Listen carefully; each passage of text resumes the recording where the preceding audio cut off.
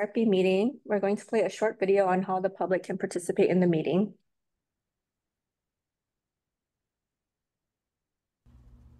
Welcome to the Professional and Vocational Licensing Virtual Board Meeting. When the meeting begins momentarily, the chair will take a roll call, explain any specific rules for this particular board, and then move to public comment. The name of the board member will appear on the bottom left-hand corner of your screen. For instance, this is board member Y, and this is board member E. Public testimony will be accepted at the beginning of the meeting and before each agenda item. You can indicate that you are ready to testify by clicking on the Raise Hand button being circled by the mouse on your screen now. At the appropriate time, the board will recognize you to speak and ask you to unmute your mic as shown here. Again, public testimony will be accepted at the beginning of the meeting and before each agenda item. Public attendees will not be able to unmute their microphone until recognized by the board. Public attendees who are recognized to testify will be asked to identify themselves by name and their affiliated organization if applicable. Please mute your microphone when you are finished speaking as a courtesy to others and members of the board. Public attendees will not be able to unmute themselves after the testimony is completed unless recognized again after raising their hand. At some point during the meeting, the board may choose to move into executive session. When the board moves into executive session, the board members' microphones and video feeds will be turned off, and a similar screen as you see now will be displayed. When the board returns from executive session, their microphones will be turned on as well as their video cameras. Welcome again to the Professional and Vocational Licensing Virtual Board Meeting. At this time, the chair will call the meeting to order and take a roll call, as well as explain any additional rules that may be specific to this board. This is executive Morning session. and welcome. Sorry, Yes. Oh, we're good. that is yours. Oh, yeah. Welcome to the massage board, of massage therapy meeting.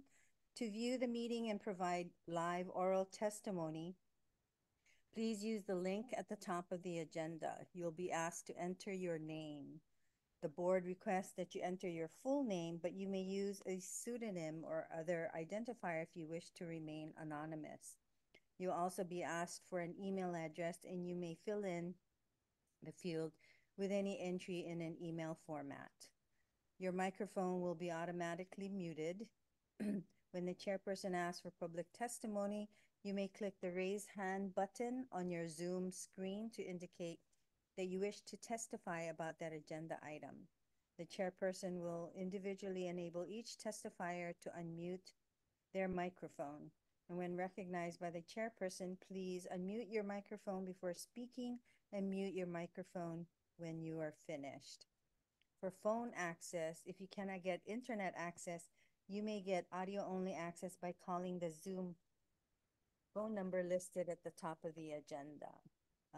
Upon dialing the number, you'll be prompted to enter the meeting ID, which is also listed at the top of the agenda. After entering the meeting ID, you will be asked to either enter your panelist number or wait to be admitted into the meeting. You will not have a panelist number, so please wait until you're admitted into the meeting. When the chairperson asks for public testimony, you may indicate you want to testify by entering the asterisk and then the number 9 on your phone's keypad.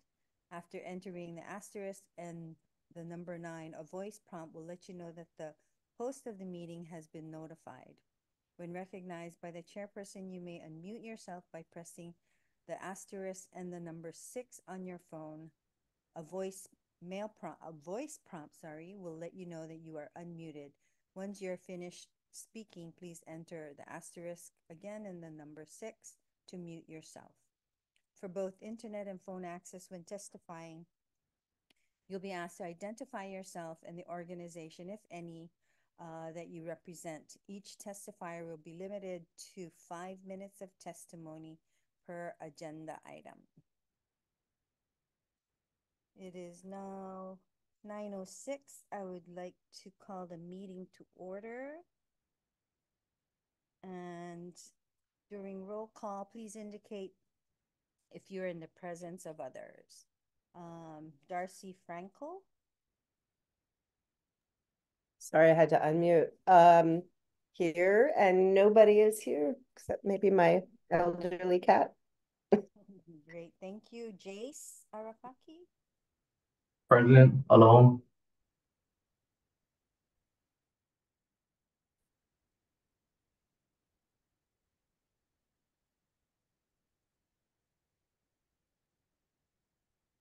sorry.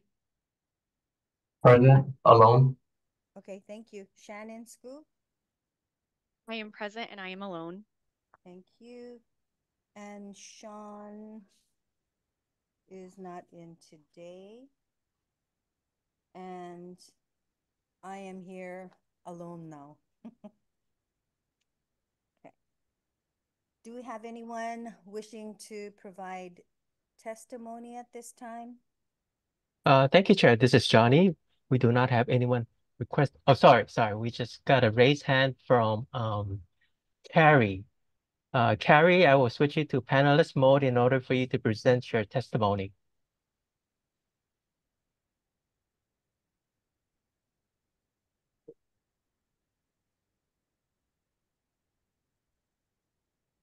The approval of the open session and executive session minutes.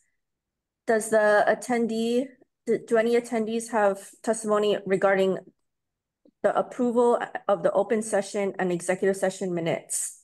Oh, no, I'm sorry. I'm looking to offer oral testimony regarding the ongoing update of the rules. So wherever that fits in your Okay, schedule. so that's coming up a bit later in the Coming up agenda. on our agenda.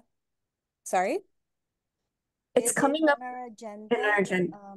Under Okay, sorry. ongoing business. So I will unmute at that time. You can let me know when that's appropriate. Sorry about that. Okay. So at this time, though, I would like to table approval of the minutes until we review the executive minutes. I'm not sure if it's just me, Olivia, but you're coming across really soft.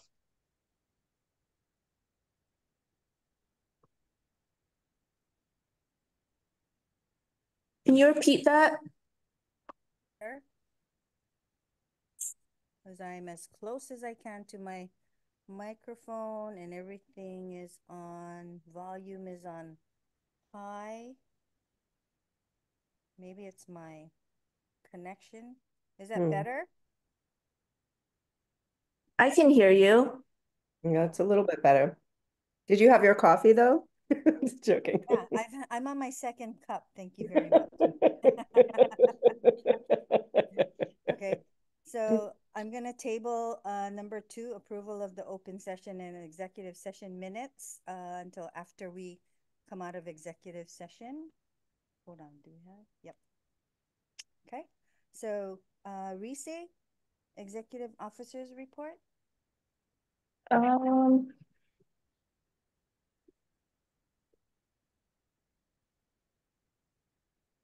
So let's see.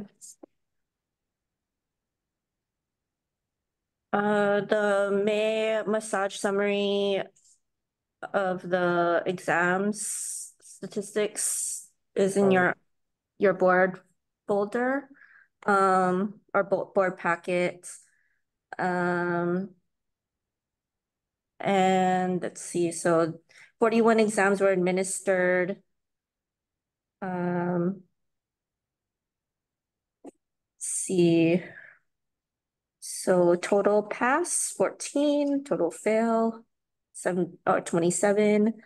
But I did want to provide an update on the administrative role. So I did attend the small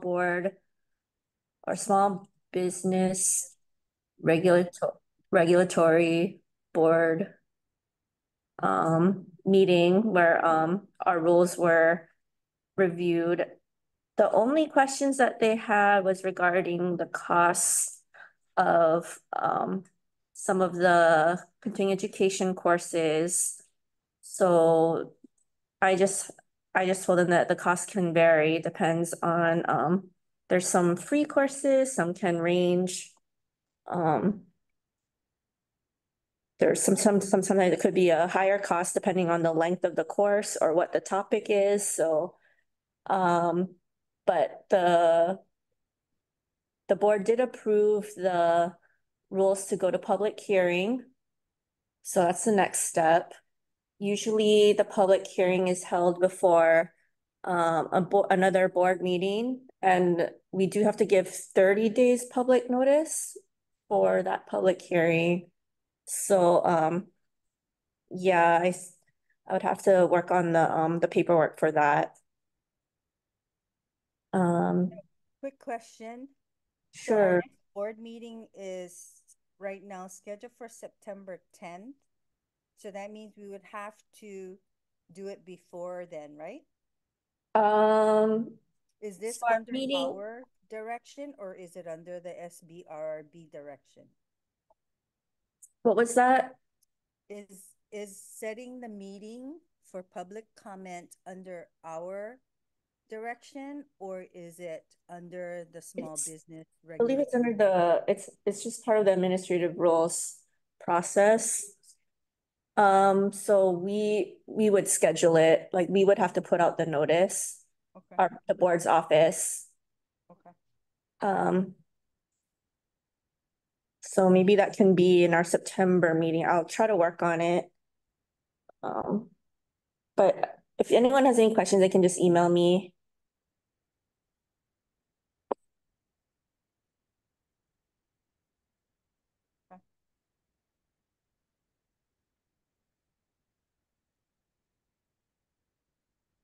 Great. Was that it? Yep, that's it. Okay. Does anybody else have comment or feedback they want to provide?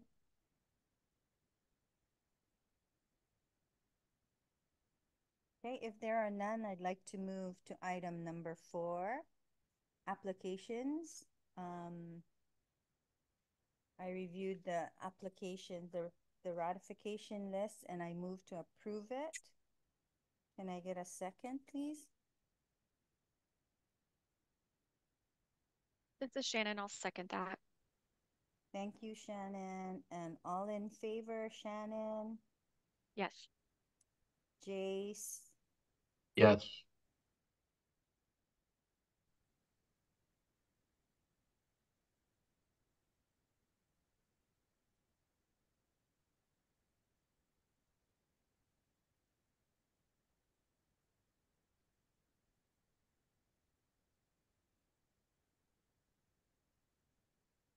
Olivia, we cannot hear you. I can't hear you. Darcy, can you confirm? I didn't hear my name called, but yes. Olivia, your mic is going in and out. I can't really hear you right now. Still, I cannot hear you. Yeah. Is that better? Yes. Okay. That's so weird. Okay. Anyway, we're moving on to applications. So I move to go into executive session. Before we go into executive session, we do have the 2 applicants in our attendee list. Okay. Did Maria or Nicole want to provide testimony at this time? As a reminder, this is the open session. If you'd like to have your application discussed in our executive session, then you do not need to testify at this time. And we will call you in. Okay, I don't see, is there any hand raised? I don't see any hands raised. So Olivia, you can call for a motion to go into executive session. Okay. Motion to go into executive session. It is now 9:16. Can I get a second? This is Darcy. I'll second that. Thank you, Darcy. All in favor, Darcy? Yes. Jace? Yes.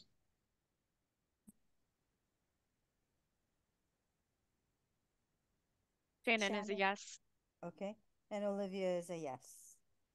All right, so we'll see you all in Teams.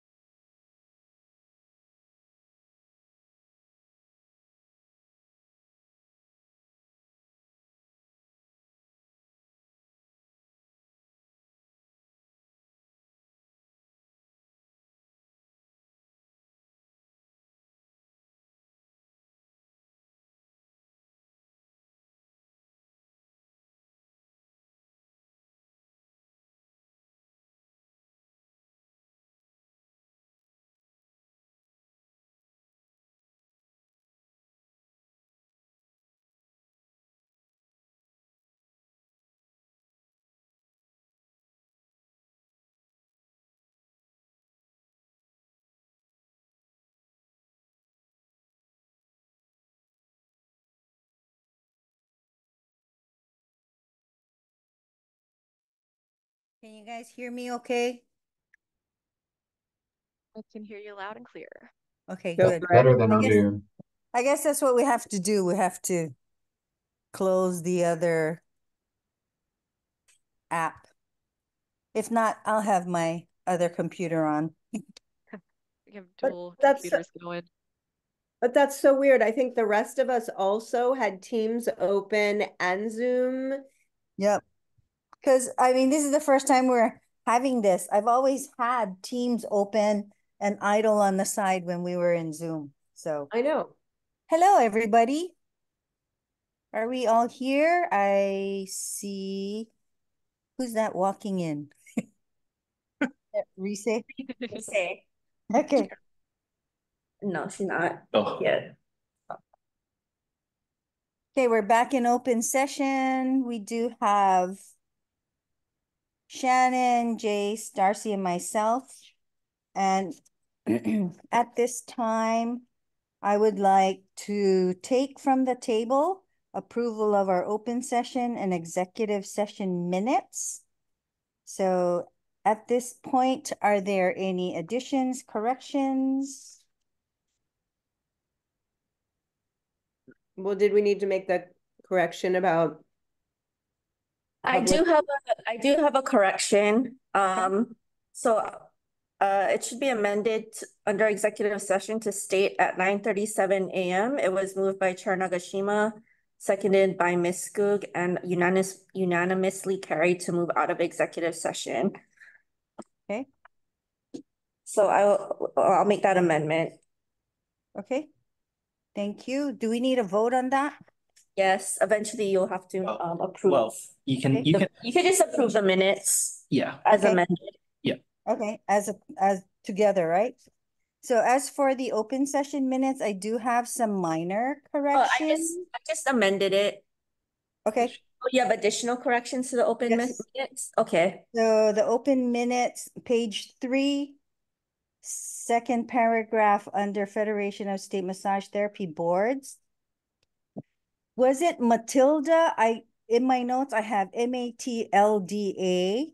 It was pronounced Matilda, but I believe it was Matlda because I asked them to clarify the name and the acronym. And I couldn't find it on their website. So I maybe will- it's secret until we join.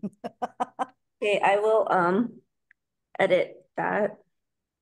Okay, and then same page 3, last paragraph, slight correction, the last statement starting FSTMB period, the MBLEX would be an additional option, blah, blah, blah, blah, blah. Where is that? It's The very last instead of MBEX, Sorry, yeah. it's MBLEX. And I also noticed a small typo on the second paragraph. Second sentence, it should be FSMTB, not TMB. So I will also make that correction.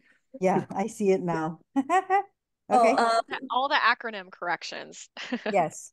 we do have Deborah, who was here last meeting. She's the executive director of SMTB. Oh, yeah. Oh, she is here. That's right. Here.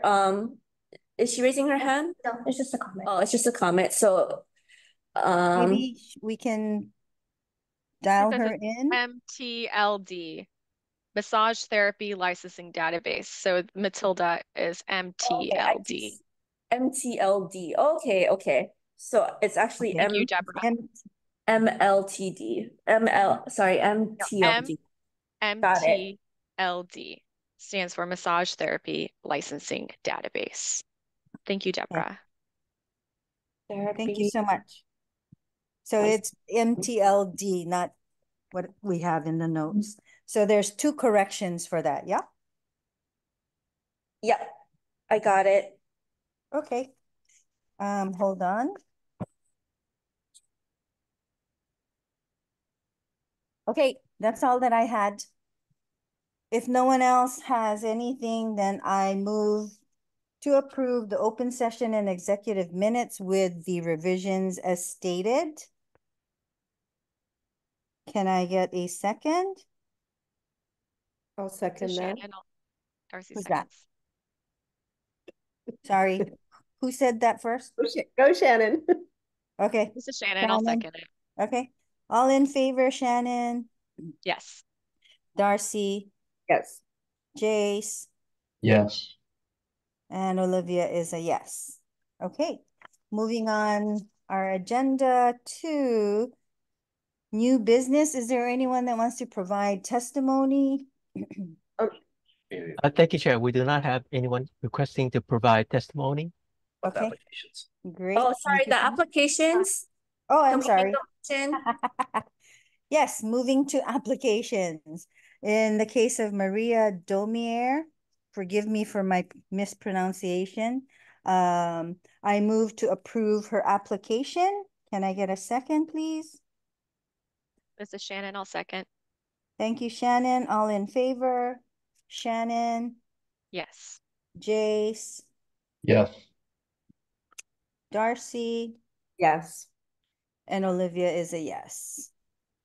For the application Nicole Teixeira, I move to approve her application. May I have a second, please? This is Shannon. I'll second. Thank you, Shannon. All in favor? Shannon, Yes. Jace, Yes. Darcy, Yes. and Olivia is a yes. Thank you very much. Now moving on to new business. I actually have a logistical question really Sure. quick. So when you guys are reviewing, Jason, Olivia, the minutes and the executive minutes, I'm not taking extensive notes of the time that we're out of executive session and, are you reviewing our YouTube videos when you? No, I have it in my notes. I take extensive notes You do. because because sometimes the audio recording doesn't come out right away and I don't have time. But I will go back to the minutes if I have a question on my notes.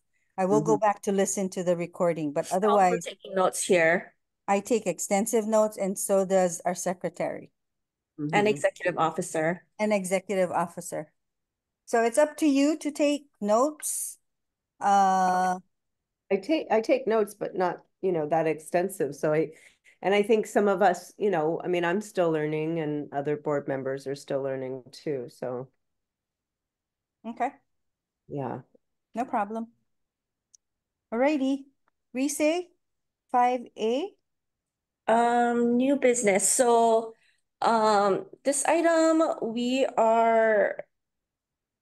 been advised that only 2 or fewer board members should be meeting with PSI to the services to discuss the items on the massage exam. So, we're gonna form a permitted interaction group.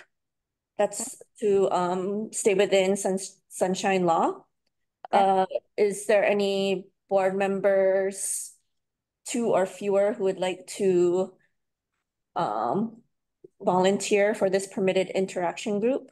I would. I would too. So after this meeting, I will, when we determine who the 2 or fewer board members are, I can reach back out to PSI and schedule a meeting with Okay. them. So So are we okay with me and Darcy doing this? I'm okay. Any? Okay. I think Sean also, he provides really good I know feedback. he It was does. really great to hear. So I do think we could consider between the therapist on this board. Yeah. We Just can't 1 or have 2. more than 2. only So need it's 2 either, at the most. 2 at yeah. the most. Okay. Well, we can rock, paper, scissors for it. Just joking. okay.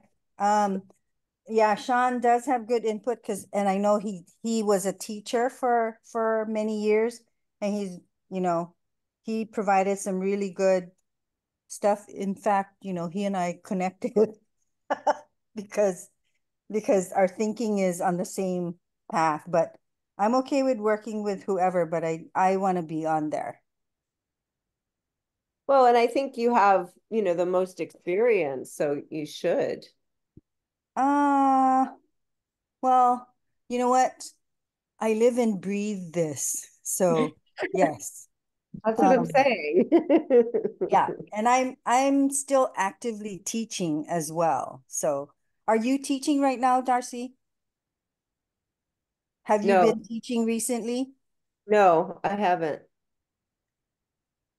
Okay. So we can ask Sean to see how he feels before we move on, before we confirm the second person. Is that Yeah, okay? yeah, because we're The only basically thing, volunteering him. sorry, the only thing is that we need to form this permitted action group at this meeting. So otherwise it would have to wait until the next meeting in September. So Okay. could decide. Can it change? Okay. Because No, I think we're no, volunteering because him. there's a vote that's gonna take place, Darcy. So Okay. either opt in or opt out. No, I'm happy to be in, Okay. but my thoughts are on, with Sean, we're volunteering him. I mean, I don't think he'll mind. And that's too bad. You know, when you're absent, you're voluntold. No, I'm just kidding. Okay. So Darcy, I was present decide. at the last two meetings and highly involved, so Yeah. I would recommend Sean. for Sean. Okay. Jace. What are we doing? Voting on who we, Nominating. uh, I have between Darcy and Sean, they're both LMTs in my eyes. Okay. All right, Darcy. Your call. well, the pressure. I don't know. Part of me wants to just call Sean, but I don't have his number. I mean, can we call him in just and ask him? I think he's maybe at work right now, I so don't I. have his contact info offhand. So Juliet what we're sent it gonna out. do is somebody's gonna make a motion, because this does have to be board approved. So we're just gonna, someone will make a motion and name the two members, two or fewer board members, to meet with PSI services to discuss the items on the Hawaiian massage exam. So we will need some kind of motion. Okay. So waiting for you, Darcy. Well, I volunteer, and I also think that, I wish Sean were here so he could say what he wants to do too. Okay, that's the way the cookie crumbles. So we're gonna put you on as a second person. Okay. Okay, so there it is. Do we need a vote on this? We do, Yes. right? Okay, Somebody state a So- motion. so can I do the motion? You can do the motion. If Sean is voluntold, we will inform him after the meeting. But But it looks like Darcy wants the position, so okay, so just somebody can make a motion and then the board will vote on it. I move to appoint Olivia and Darcy in the discussion with PSI services. Can I get a second? Darcy? I will second that. Thank you. All in favor, Darcy, Yes. Shannon, Yes.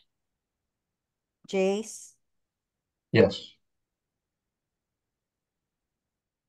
and Olivia is a yes. Okay. Reese, do you want to introduce B? Yeah, so is Carrie here? Rhonda's online. Rhonda's online. Okay, so we did have an inquiry from the Skin Institute International. Let me see, let me go to that page. They're thinking of starting a massage curriculum program at their beauty school.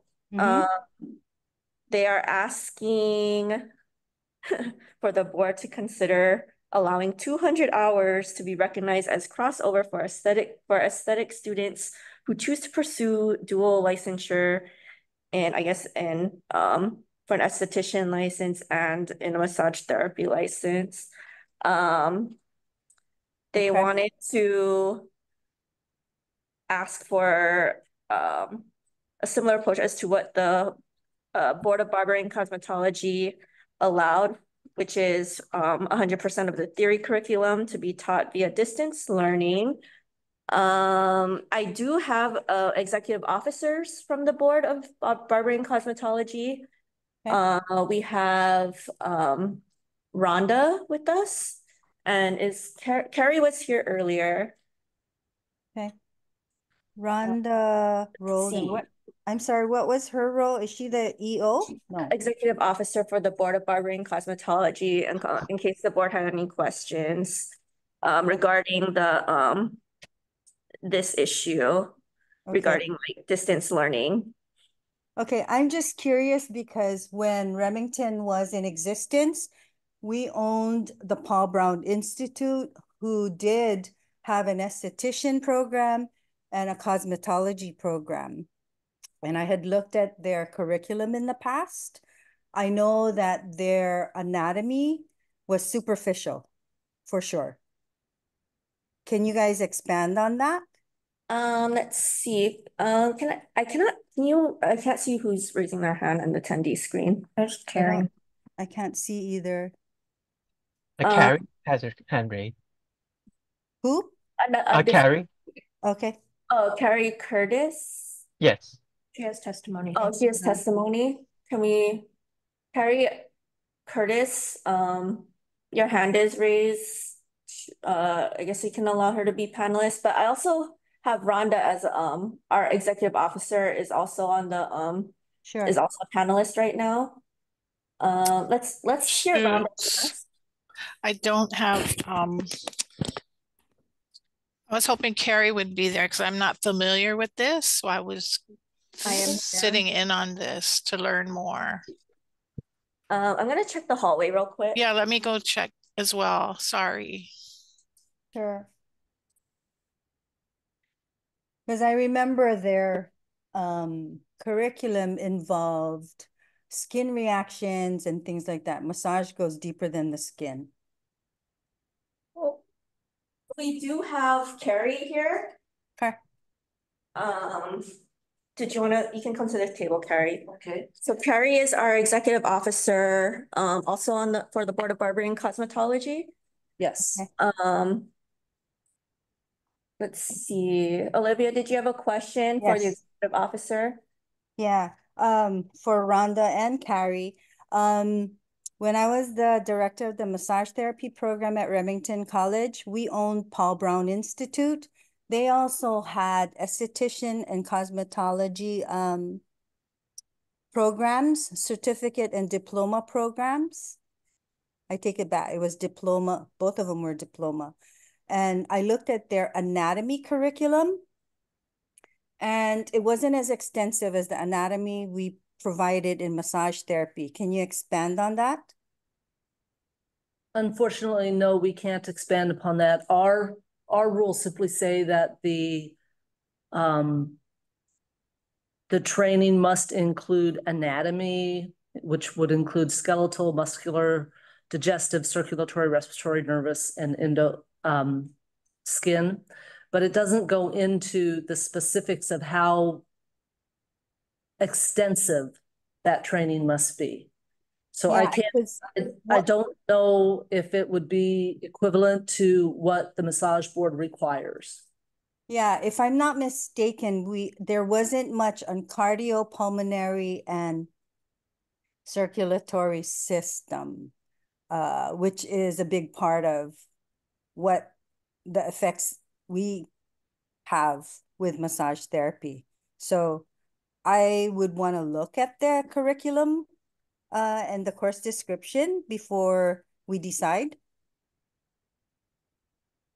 I agree. Verifying what those 200 hours would cross over and see if it's compatible with the massage therapy requirement.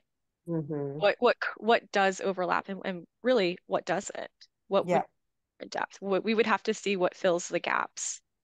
In that third paragraph of the letter, they're asking for These subjects include anatomy, physiology, draping, sanitation, diseases and disorders of the skin, contraindications, life skills, professional image, communication skills, infection control, chemistry and chemical safety, electricity and electrical safety, career planning, beauty business, spa management, personal leadership, professional conduct and ethics, product knowledge and ingredients. Given the comprehensive nature of our elite aesthetics curriculum, which covers these essential topics extensively, it makes sense to acknowledge, well, this is what they're saying. It makes sense to acknowledge the solid foundation our graduates possess in these areas and avoid unnecessary repetition in the massage therapy program. Therefore, we kindly request the board consider allowing 200 hours to be recognized as crossover for aesthetic students who choose to pursue dual licensure. And they're also asking massage therapy students to complete their textbook theory online, thereby offering a hybrid program. So they're asking for 100% of the theory curriculum to be taught via distance learning. Yeah, I just Theory, remember. I have reservations on online theory, because online theory, you learn how to apply your strokes, you learn to apply pressure. Can you do that online? Well, Unless it's asynchronous. Manual modalities you can't do online. You can just talk principles, Yeah. which is okay. And the application of those principles is what is really important. So for theory and massage, and a portion of it being online is possible, but the follow through is actionable. And then the other thing would be for the hands-on practice, we currently require 420 hours, which includes 310 hours of, oh wait, you're just talking about the anatomy portion. I'm sorry. Hold on. So it sounds to me like they're asking for more. The 200 hours is more than just anatomy, because for our esthetician program, we only require 150 hours of theory. There's 50 hours of shop management and 50 hours of unassigned, which would include record keeping, review of other materials, etc. So if they're asking for 200 hours to be crossover, that's not all theory or all anatomy that they're requesting from us. And then I'm also looking at this letter that was issued by the Board of Barbering Cosmetology. It says that they allowed for 100% of the theory curriculum to be taught via distance learning, but the practical application could not be like offered. And similar when I'm thinking about this during COVID, at that same meeting, the June 18, 2020 meeting, the board allowed the anatomy to be taught online because it's basically like from the textbook. And then I believe the theory, I don't think they allowed well, I have to double check, but I think because of the practical, like you have to know the pressure and things like that. I'm not sure if the board allowed that to be distance learning. I think they only allowed, as far as I can remember, we did not. No, yeah, I believe that the board of massage only allowed the 50 hours of anatomy because the theory part still had to be kind of like in the correct setting, right? A licensed massage establishment or school to practice those strokes and pressure and things like that.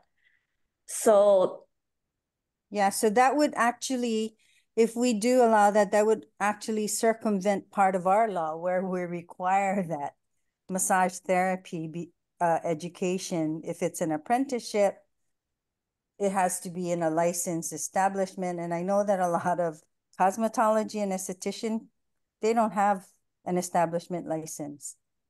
And the other environment would be a DOE approved school. So, I mean, I just need to know what to respond back to them. Is there any testimony on this item? I would like to it'd be see go ahead, Shannon. I think you're about to say the same thing. Go ahead, Olivia. I'd like to see a course description with specific hours broken down. Agreed. That way we can evaluate and see where the gaps are and see what hours we could approve that is carryover and that is not redundant and what they do need to consider adding to their massage therapy program.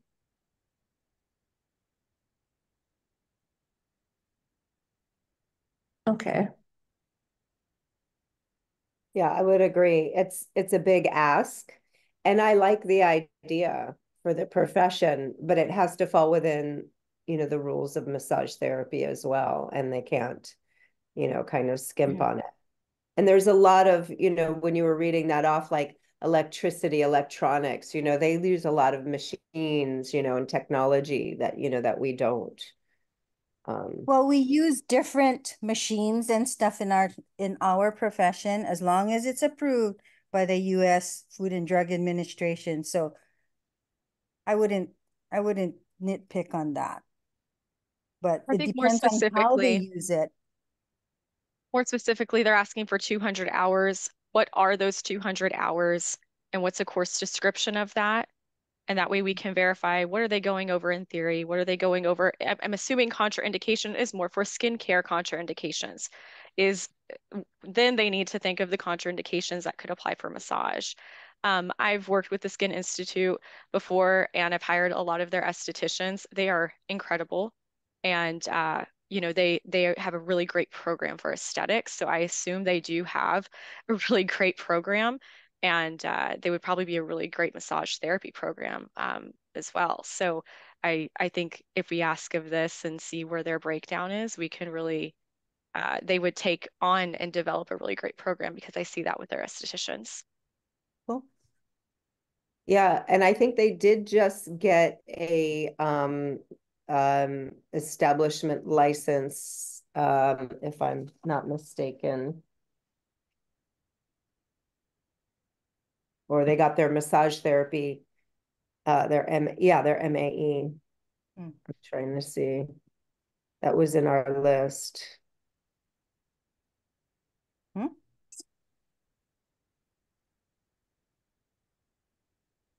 I'm just trying to see what that was under.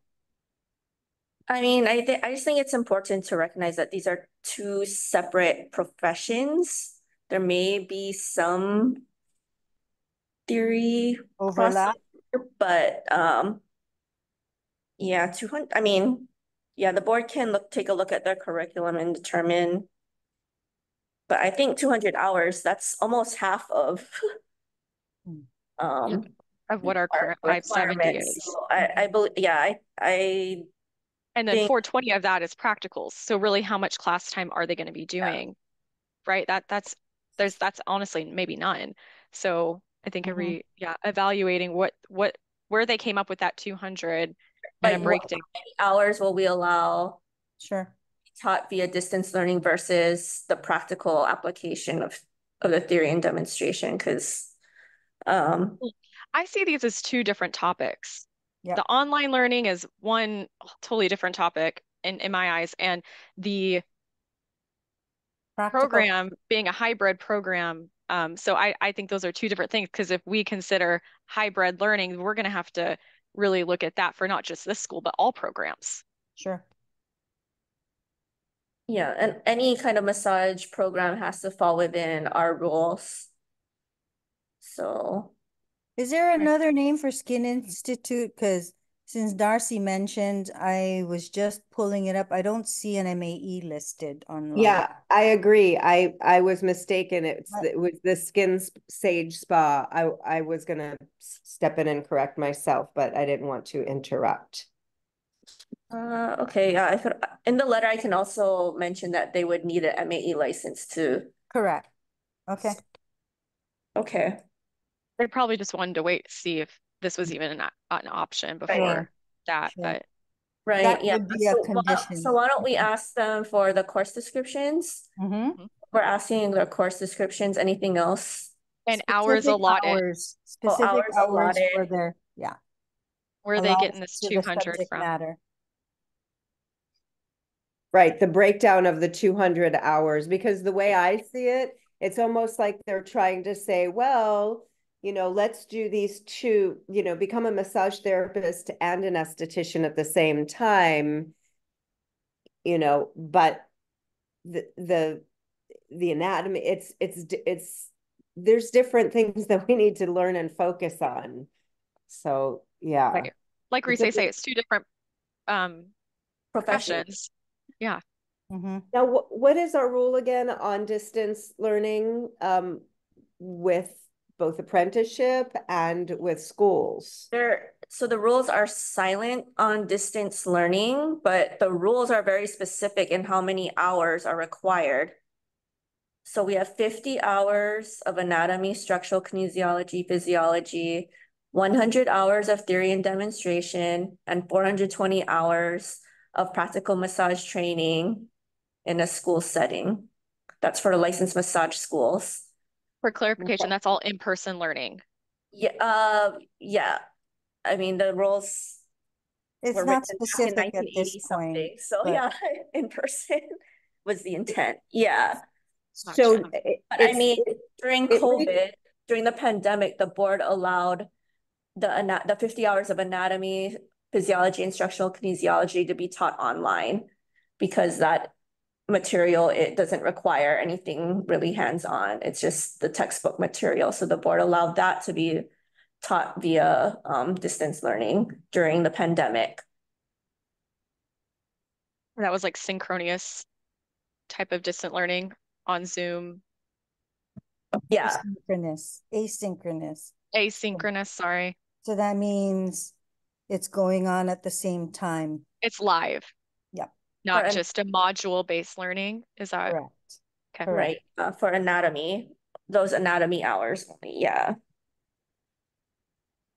So that actually conflicts with the instructions in the application that's online because it's explicit in that it states 50 hours of in-class coursework on the anatomy, physiology, and structural kinesiology, and 100 hours of in-class coursework Yeah.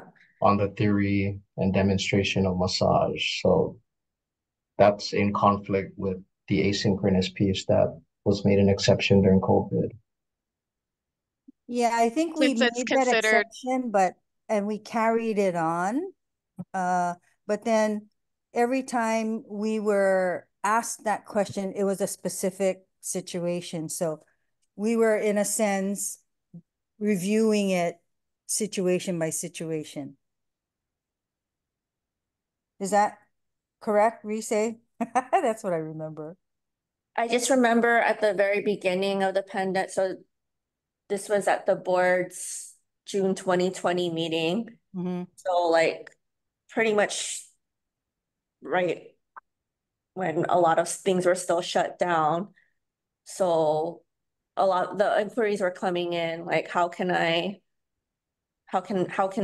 continue this massage program? And some of the schools were asking, are we allowed to teach anything online during this pandemic? So the board agreed that the 50 hours could be taught online.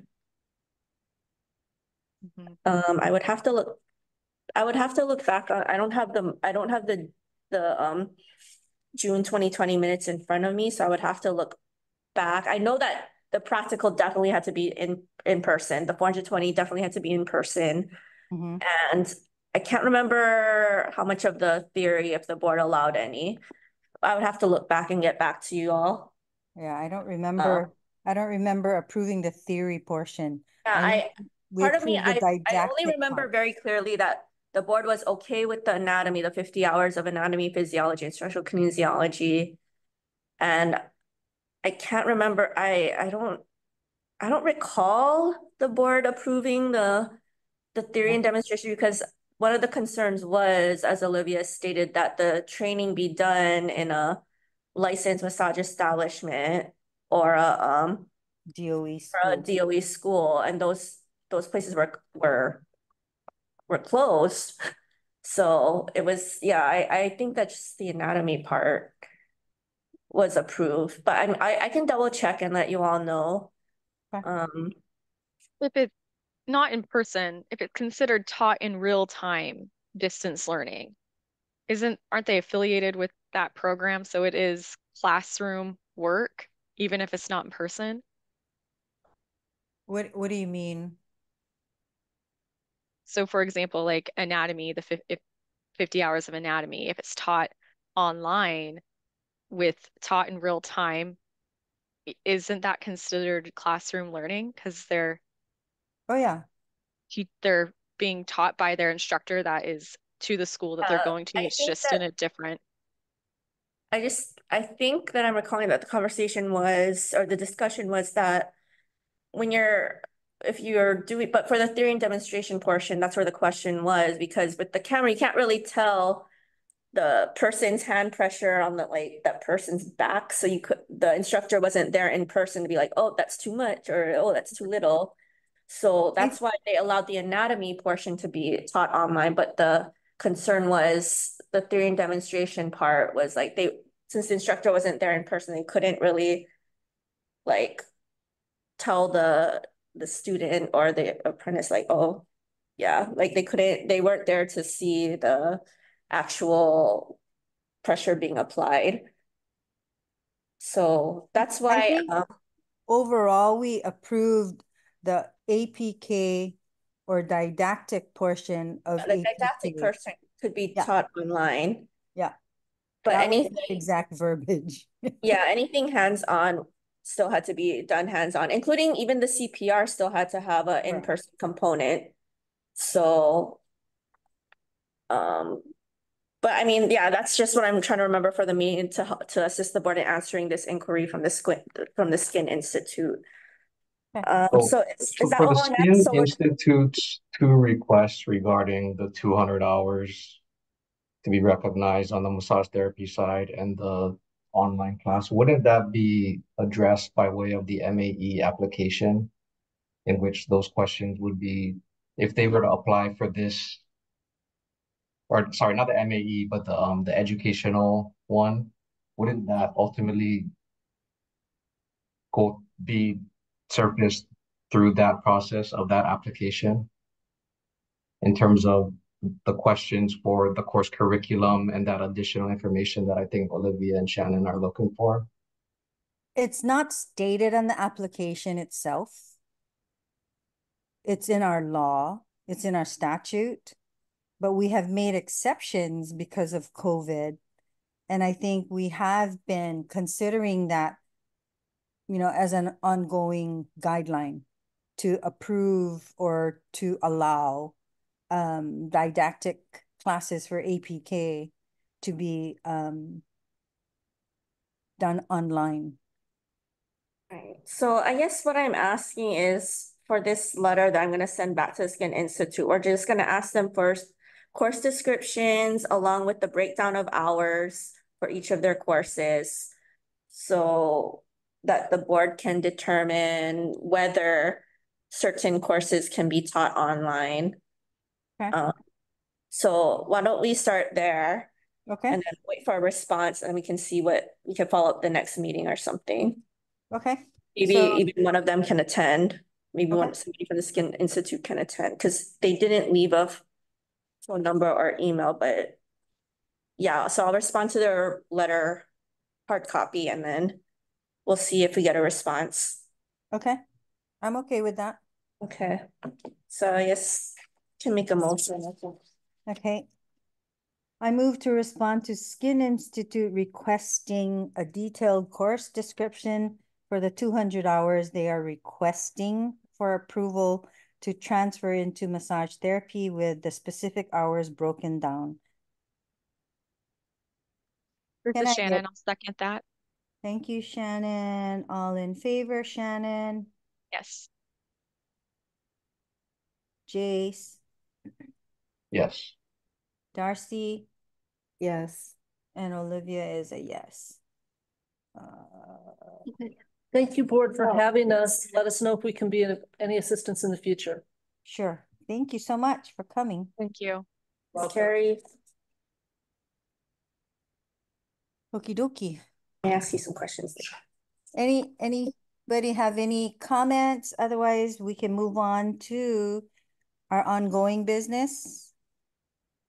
Do we have anyone wanting? I see a hand raised. Carrie Curtis? Oh, no, sorry. Sorry, the name was confusing because the other woman is on Carrie, so I thought you were calling me in. Sorry. My testimony has to do with the option of adding blended learning component, but I can also clarify a little bit because I was approached by the Skin Institute to start up their massage program. The hours that they're looking to cross over, I told them the things that would be appropriate would be the things like record keeping and sanitation, and they would have to beef up their anatomy if they were going to do a massage program. That they would have to what? I'm sorry, with their anatomy? Beef up their anatomy and make it appropriate to massage because they're only learning like facial anatomy and very basic. So that would have, those hours would have increased. The things that might be appropriate would be the things like record keeping, sanitation, office procedures. Those things might carry over, but they would have to add a whole bunch of other stuff if they wanted to actually offer a massage program. But my testimony was mostly in regard to the blended learning option. And I don't know if that's appropriate with this conversation because that's what you were kind of talking about, or if I should save that for your rules. Go ahead. Okay, I just wrote something. I'm going to read it because it's easier that way. So my name is Carrie Curtis. I'm a massage therapist as well as massage and Red Cross licensed training provider for CPR and first aid. I'm looking to offer oral testimony regarding the ongoing update of the rules related to the massage profession. I know that you're currently updating the hour requirements and wanted to suggest that some blended learning options be available to students in massage programs for the theory portion of their training, especially the initial 150 hours of anatomy and massage training where hands-on is not allowed, but also for theory portions of their continuing training. Stipulations can be added regarding how many hours or what percentage needs to be delivered in person with an instructor. For example, maybe 10 hours a week of home study to 3 to 6 hours in person, and all tests have to be delivered in person or something to that effect, so that there is an in-person component, but it's not as much as it is now for that initial 150. This would make massage training more affordable and accessible to all students, especially those working full-time and with children or both, as well as neurodivergent learners. Rather than going to school 4 nights a week for 11 months while working full-time, they could go 1 night a week and occasional weekends and complete the online portion where and when it best suits their schedule. I'm the mother of an autistic child and have seen an uptick in neurodivergence in the student population and the population in general, and there are no IEPs in secondary and vocational education. Having the ability to take breaks when they're needed, work at a time when their intention and schedule allows them to be most productive, and go back and repeat things they didn't understand is invaluable. I teach in a massage program that runs Monday through Thursday from 6 to 9 p.m. for 11 months. In my experience, many students are exhausted and burned out by the middle of the program. Many are coming directly from work, eating in their cars on the way, and trying to learn and retain information on several subjects at the same time at the end of what is already a very long day. They're doing 15 to 18-hour days, 4 days a week. And if they have school-age children, they're getting up really early and only seeing their kids right before school and getting home after they're asleep for almost a year. It makes this career unattainable for many who would benefit from the flexibility and high hourly pay that massage has to offer, such as single mothers. There's several reputable vetted curricula available that align with the textbooks already used in many massage programs in Hawaii. This is the direction that education is heading since the pandemic and even before. The Cosmetology Board, as you know, allows 100% of theory to be delivered online for their programs.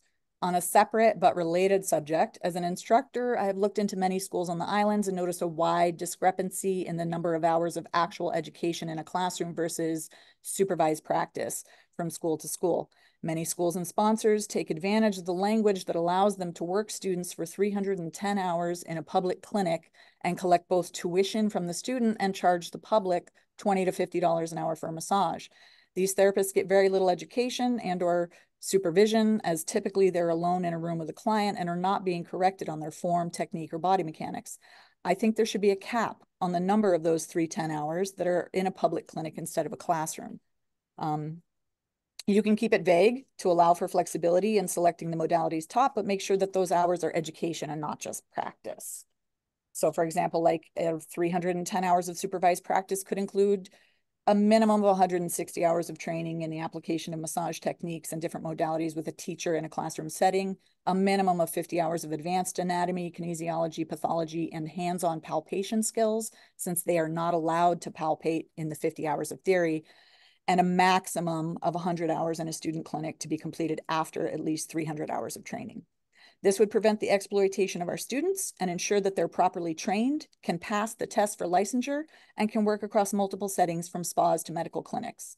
It would also allow massage schools to utilize their staff and classroom space more efficiently and run multiple cohorts at the same time to increase options for students and revenue for schools. Thank you for your time.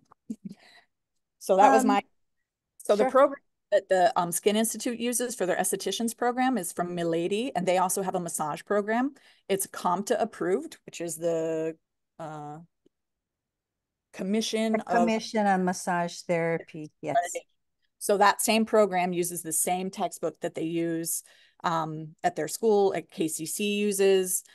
So the theory part could be done partially at home, but they would have to meet once a week or twice a week or whatever it is with an instructor to get that hands-on learning as well. But it would also stop the burnout and allow people to be a little bit more flexible with their time. And you can decide how many of those hours are allowed, but that was my pitch for that. So thank you for your time. I appreciate that you're all volunteering to be here. Sure. Carrie, just some clarification in your presentation. I'm guessing that you did not distinguish between a DOE school and an apprenticeship. No, the apprenticeship is the 310, and in a school, they're in a school. So this would be more in an apprenticeship. I too know that a lot of students are working in a clinic, sometimes unsupervised. Yeah. So there's been talk of what's going on in an apprenticeship, you know, that the supervision is not quite up to par, and I agree with you. So I'm just wondering if your overall assessment was distinguished that way, because the schools themselves, the DOE schools that I know of, they do have a structured program. No, this would be more for schools. Yeah, schools that were operating with the apprenticeship model, but considering themselves a school. Yeah. Like, particular example that I found, I'm not going to sure. diss a school, but there was one on the Big Island that had, you know, kind of a 2-tier program, sure. And it was 10 grand, and they only did the bare minimum with 310 hours in a public facing clinic. So they're paying $6 grand for the tuition for those 420 hours, but 310 of them are in a public clinic and there's no real supervision. So yeah, DOE schools, I think, are a separate issue. They're not exploiting the students that way, but you know, some of them are calling themselves schools, but really running an apprenticeship program. And that's where I think it needs to be tightened up. Correct. I agree. It's not happening only on the Big Island. I see it and I hear it firsthand from students that have gone into apprenticeships that have been, how should I say, not taught according to their agreements. No, if you only follow the letter of what's written, there's only 40 hours of actual teaching. The rest is theory and then practice. So if they're following the letter of the law, they're following the rules, but they're not really getting an education. And that's probably why the fail rate is so high for the test too. One of the reasons. I'm sure there's many reasons. Sure. I agree. Hence our endeavor to update our rules, which has been going on for, I think it won't pass until I die, but sure. Yeah, I agree. Thank you for your perseverance, by the way, your amazing memory. I've watched a few of the board meetings because I'm an NCBT-MB certified provider, and I'm trying to figure out what's going to count for the continuing ed. And you pulled statistics and how many states have how many hours, like out of thin air. So all the time that you put in is greatly appreciated. So thank you for trying to better our profession. I know these rules were written in the early 90s, and I know that you're updating them now. So I wanted to just try to put that in there as an option for future students, because who knows when they're going to update them again. You're right. Although the rules were created in the 60s, updated in the 90s, and we're trying to update it again. But yes, it's a long road. So I, on behalf of the board, appreciate your contribution to this. So, okay. Thank you. I appreciate your presentation. Thank you for your time. Thank you. Okay. Anybody else have any comments? Anybody else in the gallery that want to provide testimony? I don't see anyone. Okay, can we move on?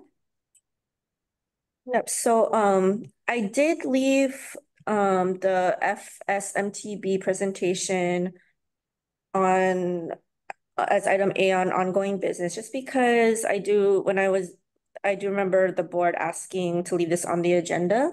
Yes. So I do have Deborah who's attending Sure. virtually. In case the board had any other questions. I know Jace wasn't here last time. So yeah, I didn't know. Maybe Deborah could do a quick snapshot of what FSMTB offers and the proposal that was given to us with the first year being free, yada, yada. And we do have that information in our minutes, but I wanted Jace to at least hear that since he wasn't there. And yeah. Deborah, are you available? Can you raise your hand if you can hear me? Okay, yep, she's with us. Okay, cool. Tech support, can you please promote her to panelist?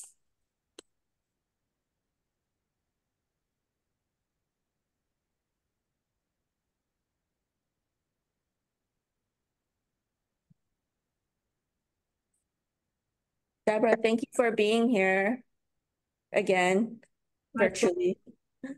I would much rather be with you in person.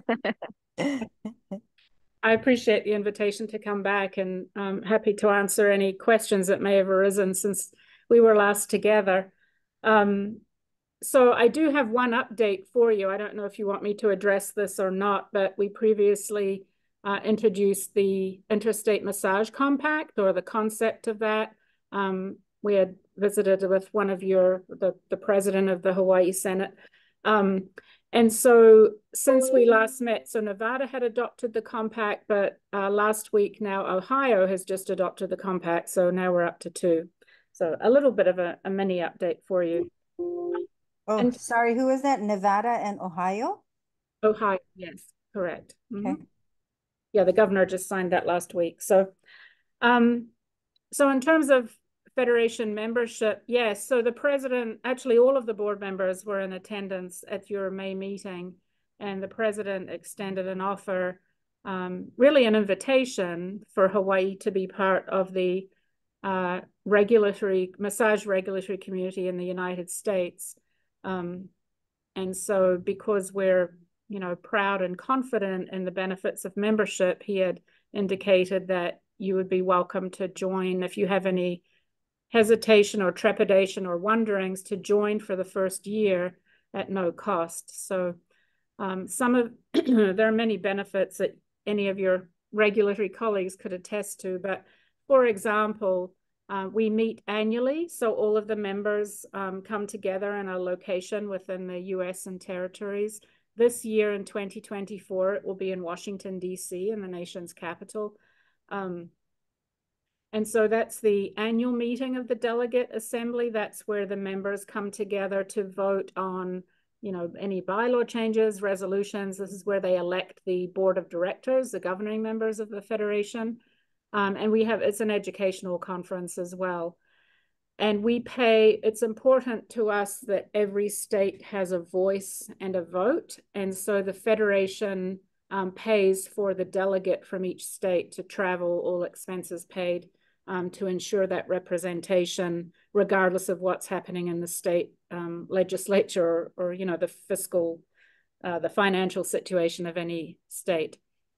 We also every spring host a MBE Summit, the Massage Board Executive Summit. So that would be, for example, like Risei would come and meet with her peers. So it's the executive directors of the other state licensing boards. It's really more staff oriented. And we have, again, we pay for the chief staff person to come and attend that and visit with their peers, and it's an educational focus as well. We also have monthly virtual member events. They're exclusive to the state regulatory community only. They're not public town halls. We have, you mentioned earlier when you were recapping the last meeting, but Matilda is just the pronunciation of the consonants, honestly. MTLD, the Massage Therapy Licensing Database. So members have free access to that. For states who choose not to avail themselves of that, it's $5,000 to access the database. We also have continuing education, review, approval. We develop courses for the states that some states use for disciplinary action, but we also offer those courses in conjunction with the state boards, for example, having to take a jurisprudence exam or a jurisprudence assessment.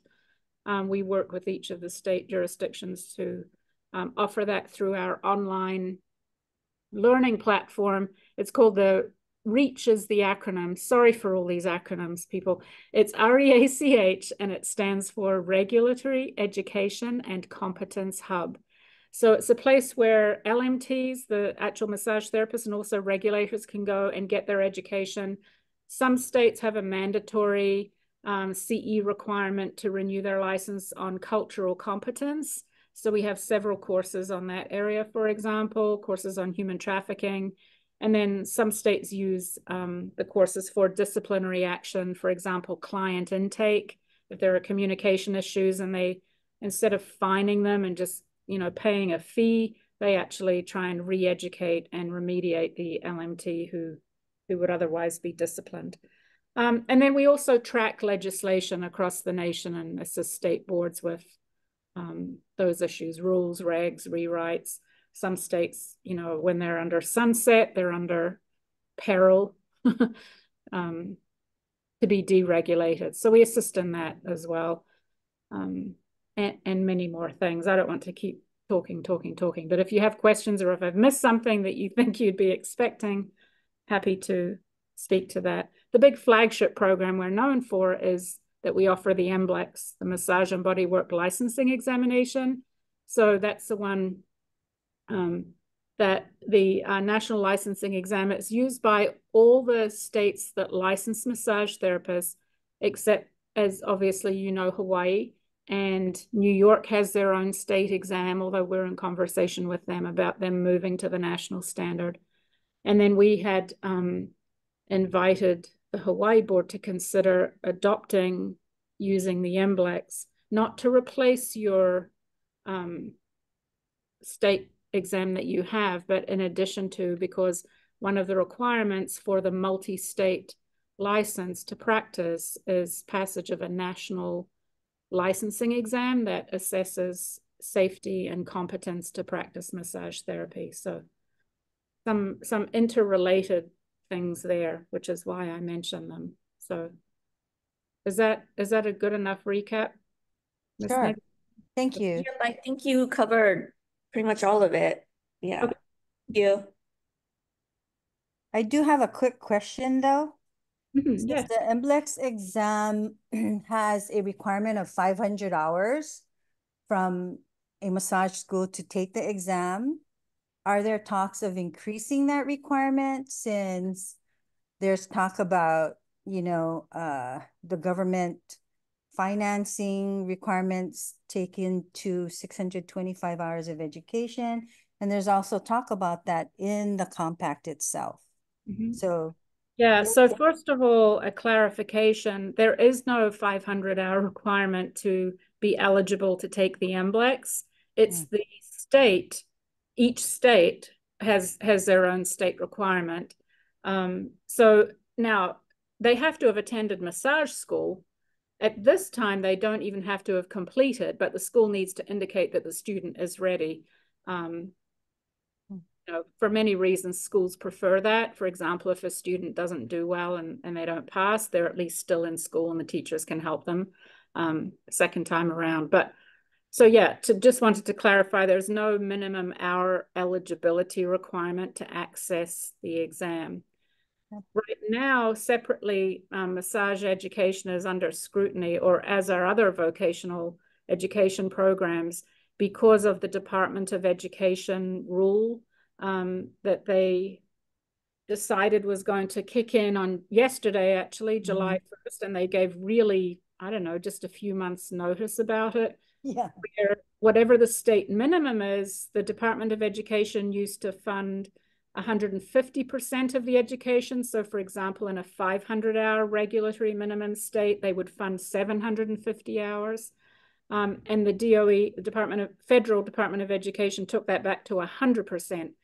So that's why several states around the country have increased their regulatory minimum from the 500, so that, you know, a 625-hour school now would be the minimum, and they can get 100% funding for the 625 instead of 100% of the 500.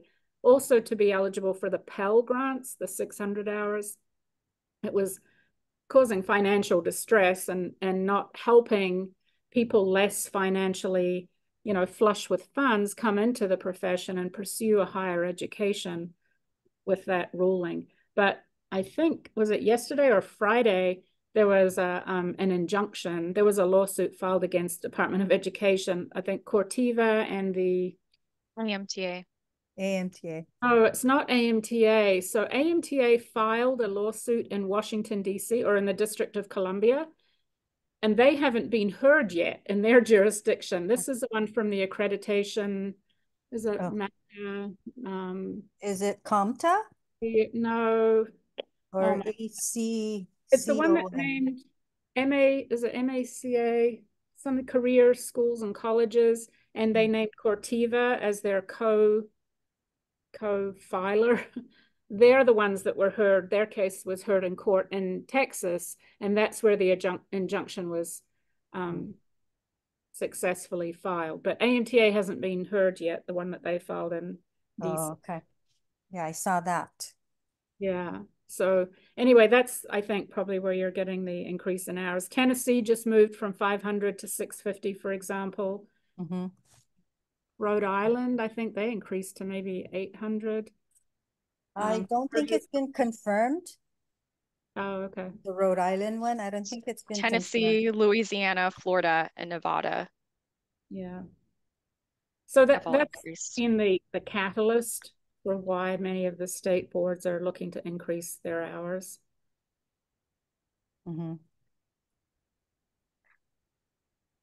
We're talking all the things that were like that are on our agenda, but can we go back to the Federation State of Massage, if we are going to be a part of that, and doing a vote today, because I think this would be so beneficial for us as a board. We're the only regulatory state that is not a part of the Federation.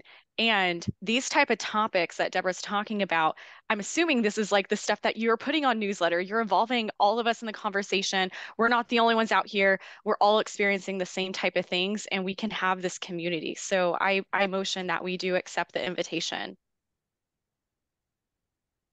Okay. And do the year test drive, if you will, do the year and see how it goes. So I would like to. I will second that, as I did propose that motion last time. So all in favor. Before we take a vote, let's see. Before we take a vote, yeah, Jace. Just because I wasn't here on the main one, so thank you, Deborah, for coming to this one also. I'm hearing all of these topics for the first time. I was looking at the website, and I appreciate that the state breakdown of all the requirements. I think Hawaii or on the website is listed at 575 hours, which I think should be corrected to 570, if I'm not mistaken, for us over here. Okay, I'll need to do that. Thank you. But yeah, so for the other board members, for this year period, what are we looking to glean from that in terms of joining this organization? Are you addressing that? Sorry, for my peers on the board. Oh, okay. Sorry. One thing that may help clarify too, The membership year goes from July 1 to June 30th. So it's not that you'd be trailing, up the rear with only 6 months left in this calendar. If that makes a difference to you, it would be effective now through June 30th. Sorry, I'll be quiet. Sure. No. So my first thought on this, Jace, was access to the database. So Matilda, when we have people moving to Hawaii, trying to get their license here, we go back and forth on documentation and stuff when they have convictions. That may help us. And also looking for, some kind of, I don't know what you want to call it, to be able to use the NBLEX exam as well to qualify our LMTs to get their license in another state. Because at this point, some of my students that have moved out of state have a difficult time getting their license in other states. And I've had to submit notarized documentation and stuff in the past for them as the director at Remington, for them to apply for their license in other states. It just made it difficult for people to move across the states.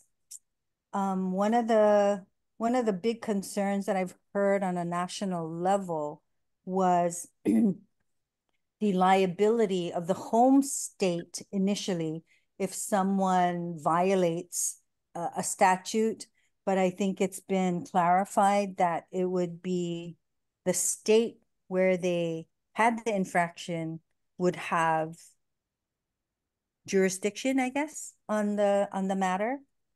So that was not clear initially when I saw the first draft of the compact. And that's why a lot of states kind of held back. And it's been in discussion for a number of years. Can I just ask, so just to point out, I guess Shannon's motion is to try out the FSMTB for 1 year. The compact is something totally different, Jace. Yeah. But yeah, just to clarify, it would just because the 1 year is free. I don't know. I would have to follow up with DCCA regarding whether the board can continue to be a member after that free year. So it's really up to DCCA following the free year. But Shannon's just, please correct me if I'm just. No, you're correct. Yeah, I just want to put into motion that we. 1 year. Shannon's motion is to test drive the FSMTB for 1 year to see what their services that they're offering for free. It's a resource to us. I don't know. We can sit here and think, okay, well, what could we get out of it? I don't think we're going to really know what we can fully get out of it until we try it. But I do like the newsletters. I do like the regulatory updates. Some of the stuff we're just hearing about now, but these are discussions that have probably been happening for months. I know Olivia is involved in a lot of these conversations, but I'm not fully in that network. So I would like to do this. I think it'll help me be a better board member. I think it'll help us be a better board. And I think we won't be the last to make decisions like we are with the 150% rule and increasing our hours. We might be one of the only states with regulation on massage that is still under the 625. So I think it's important that we do act and that we seek this support because I think it'll help us be a stronger board. Yep. And test it out and we can see how it supports us. Or if it doesn't, we can see and decide then. But I don't think we have anything to lose to say yes to this.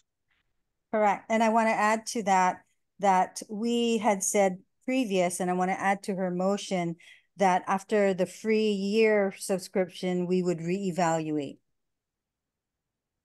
I agree with that.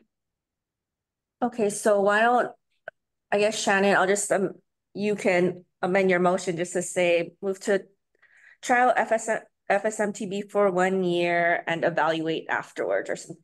Okay, hold on, just so that I can go ahead, keep Jace. straight with all of this. I know that there's a couple of things as part of this. This 1 year membership includes access to that Matilda database, which as it's written in the minutes, that's how I'm interpreting that. It doesn't require, does that require us to participate in the sense of loading Hawaii's data into that database to participate with that? So we wouldn't be able to contribute to that yet. We're just viewing. Okay, because that's a whole Sarah, it's free to view. No, so you don't have to be a member to use Matilda, but you can't have access to Matilda for free. It's $5,000 otherwise. And I'm glad you asked the question so I can clarify. To use Matilda, you have to participate in it. So you would have to contribute Hawaii massage licensing. Oh, I see. Oh, yeah. I don't know if we could get Wait, that say that together again? for Rico to submit information. I mean, it's public. It's public. We're not trying to get behind the scenes intel or, I mean, it's only accessible by other state licensing boards, but it's public information, you know, Oh, Jane. public information. So it's Yeah, like if somebody has available anyway. Okay, I see what you're saying. I see what you're saying. So Matilda is the states that are already that are contributing to it, they're just basically inputting public information anyway. Yeah, one of the conditions of participation is that you actually provide information. I mean, that's the whole point of other states. Oh, they had their license revoked in Hawaii. Well, they lied on their application. So, yeah. But it's new though, Jace. This is not like the database is a new thing. All 50 states are not, you know, populating it with their data at this point. That's just one of the benefits of membership. We developed it for the state licensing boards at the request of the state licensing boards. So. Okay. And sorry, just one more clarifying, just because No, I'm happy for this. You cut out slightly in the beginning. That is in access to Matilda pending our Hawaii's participation in that is included in this first year, or that's the additional 5,000. No, it would be, if Okay. you're a member, you can access Matilda for free, but it's not contingent. You could still use Matilda if you were not a member. You would just have to pay the $5,000. But it's honestly cheaper to pay membership in your second benefit of membership. Got it. Yes. And regarding the MBLEX, yes, that also is separate in a sense of membership, wherein we're not agreeing to implement MBLEX here just through this membership, right? No, that would have to be a separate vote or in your or something like that. But by being a member, you get to govern the MBLEX. You get to attend all the development. I mean, you get to set the policy. So membership has that advantage, but it's not a requirement to be a member that you adopt it. Because I saw a statistic on the website where it mentioned, I think there's a 70+% initial pass rate on the MBLEX. And I think we would be setting ourselves up as just because that percent seems so high in comparison to what our pass rate here is based on our existing exam as kind of a backdoor towards licensure to practice here. But again, that's a totally separate conversation, independent of membership. So that's all the questions I had. Yeah, happy to have that conversation too, to give you some insider information about the exam. But.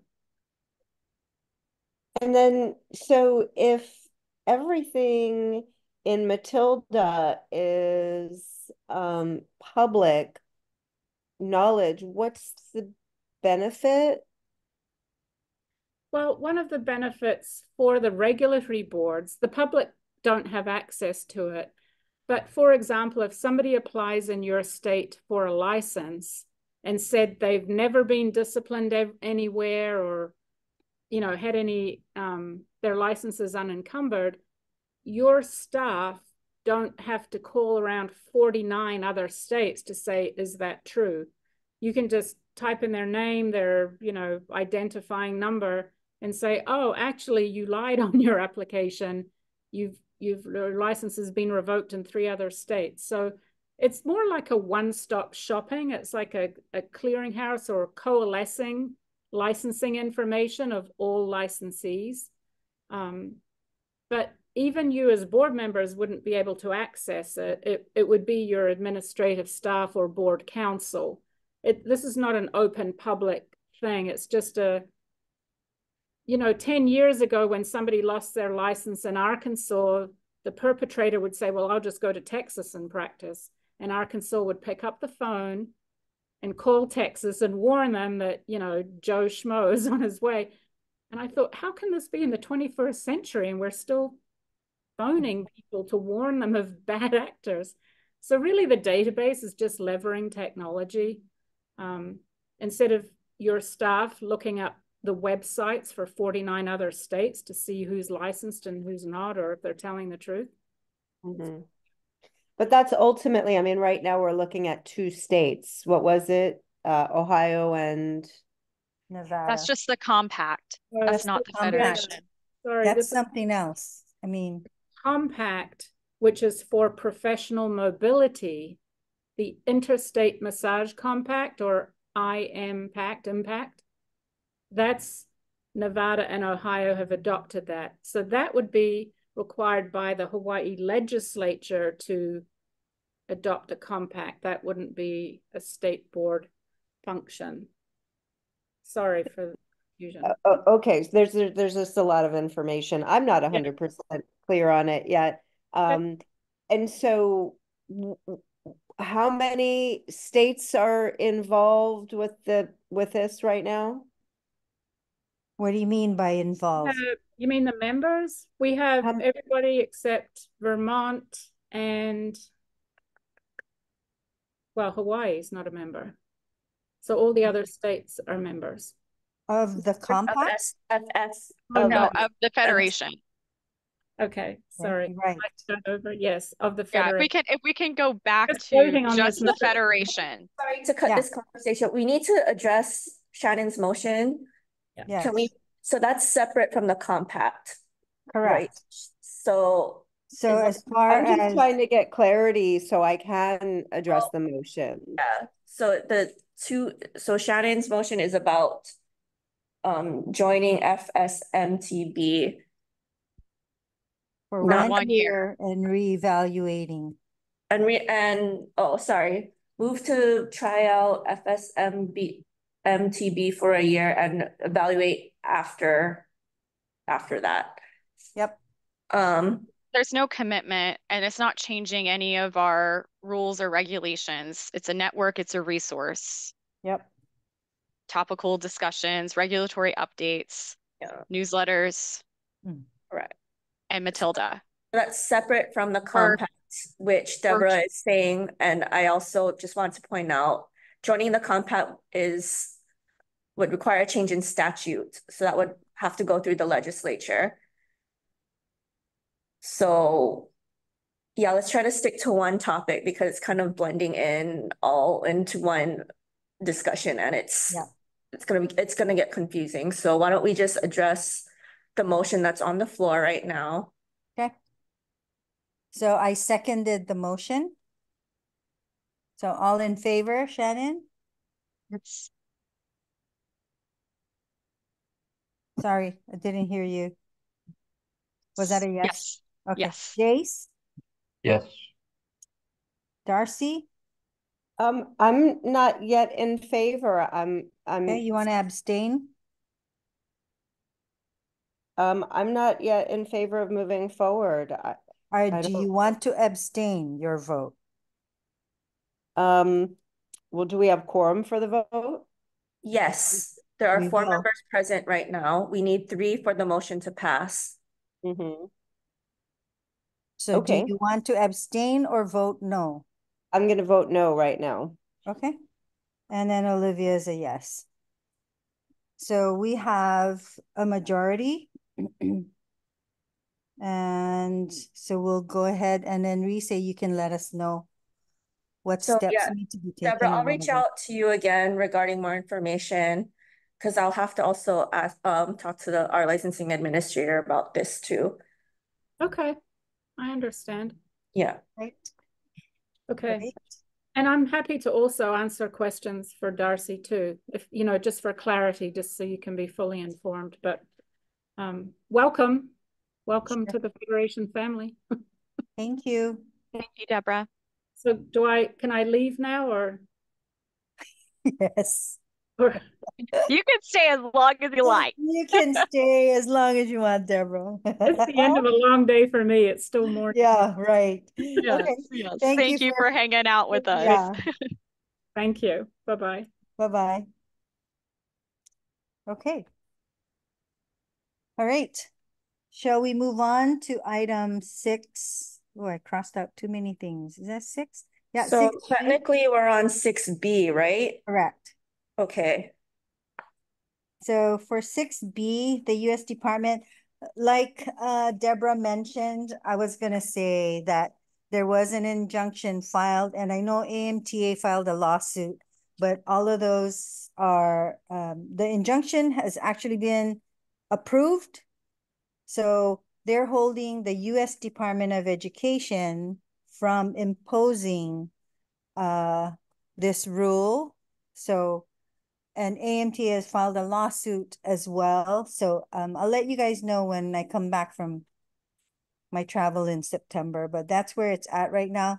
And I think for on behalf of the schools here in the state of Hawaii, I think we should keep this on the agenda item and provide any updates.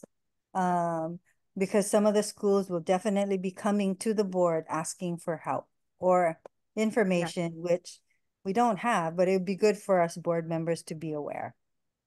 Sure. Yeah, we can leave it as a standing agenda item. Okie dokie. Right. What we could do on a local level is increase our hours to 6:25. Yes, so that's coming up Okay. under item D. I'm So ready for it, Olivia. Let's go. I'm I kidding. sure am, believe me. So I know Jace has to leave. When do you need to leave, Jace? Actually, I've got a job. Is there anything else that requires voting or It would probably be the under 6D, we were looking at increasing the hours, but it's still part of our overall discussion to revise the rules. So it's not, I don't think it's a final thing here at this point. So, you know, you can update yourself with the minutes and then chime in. But quick question before you leave. I did ask the board to take a look at the education requirements that Hawaii has and look at the suggested and recommended hours to be 625 according to the US DOE, in line with the 150% rule, and a whole bunch of other things. But the most important was the 150% rule. If you had any thoughts on that off the top of your head or something you want to share before you leave. that would put us in looking at that FSMTV table that they have on their website, that would put us more consistent in line with what looked to be the other state, our requirements. So I wouldn't have any concern about that. Okay. So right now Hawaii has 570 hours and we're looking to increase it. So my question, actually, there was a direct question. How many hours should we increase it to? So the recommendation was 625. Do you Where think would that's that, the direction we should go? Do you have other thoughts? so if it's 625, and I know there's the 50, 100, 420 breakdown, how would that additional, what was that, 30, 55 Just about minutes 55 hours. be, So that's the yeah, discussion. hours? Yeah, that's the discussion that we're gonna go into. Oh, okay. I mean, in total, the aggregate number looks pretty in line with the rest of the states. At least that's part of the FSMTB. Um, but even then, it doesn't have the how it's distributed throughout Correct. anatomy, theory, and practical. Yeah, so that's what the discussion would be for Yeah. this agenda item. So if you can hang, we'll start into it. If not, you know, you can catch up later. Because this is not an end all. I don't think this is an end all discussion with a vote. I don't think it Yeah, will just be. to clarify, because we already have the current rules package going through. Yes. So this discussion that we're having would be for a separate rules package after this one goes through. Yeah, so we're trying to get these ones adopted through the process. And then we're talking about another rules package. Yes. Right. Okay. And we can And I have this one usually ready go to through go, I go through the ideally. electronic file to take a look at all the changes that, like those live updates being made. So anything as part of this discussion, I will absolutely make sure I review that prior to the next meeting. Okay, cool. Thank you. All right. Okay. Thank you Great. all. See you See you later, in alligator. September. Okay. Bye. Wait, before you go, I'm sorry, I'm gonna move it out of order. So the September meeting, I know I asked Rise if she could reschedule it because I will be out of state. And we were looking at September 17 because the 24th was not available. How does that look for everyone? I can do September 17th. I cannot. I have a standing meeting on Wednesdays. Tuesdays are better. Monday, Tuesdays are That better for is, me. The that is a 17th is a Tuesday. Tuesday. It's a Oh my Tuesday. gosh. Let's get in September, Shannon. Yeah, I'm available, but Okay. Jace? I'm not, but I mean, if you folks have quorum, then you don't need to So schedule around.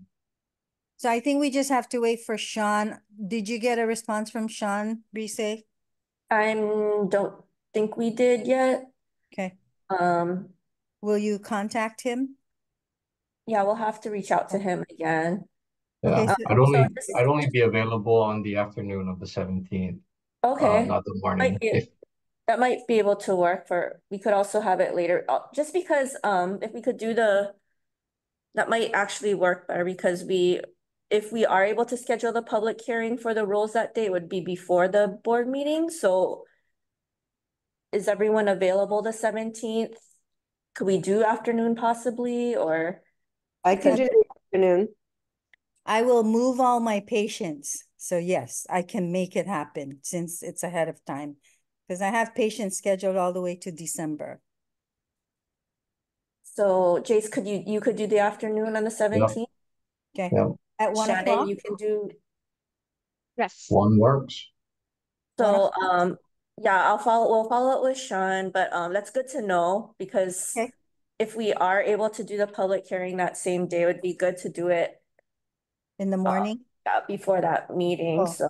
yeah. We'll take a look at the conference room schedule as well, or the conference room availability too. Okay. Is the 17th okay for you, Chris? Yeah. You're okay, 17th? Okay. Okay, yeah, so we'll touch base again. Okay. So I'm putting it down as 1 o'clock to 5 o'clock for now. We'll try that. Alrighty. We'll All right. see. Thanks all. Have a good Hi, one. Jace. You too. Happy 4th. Bye, Jace.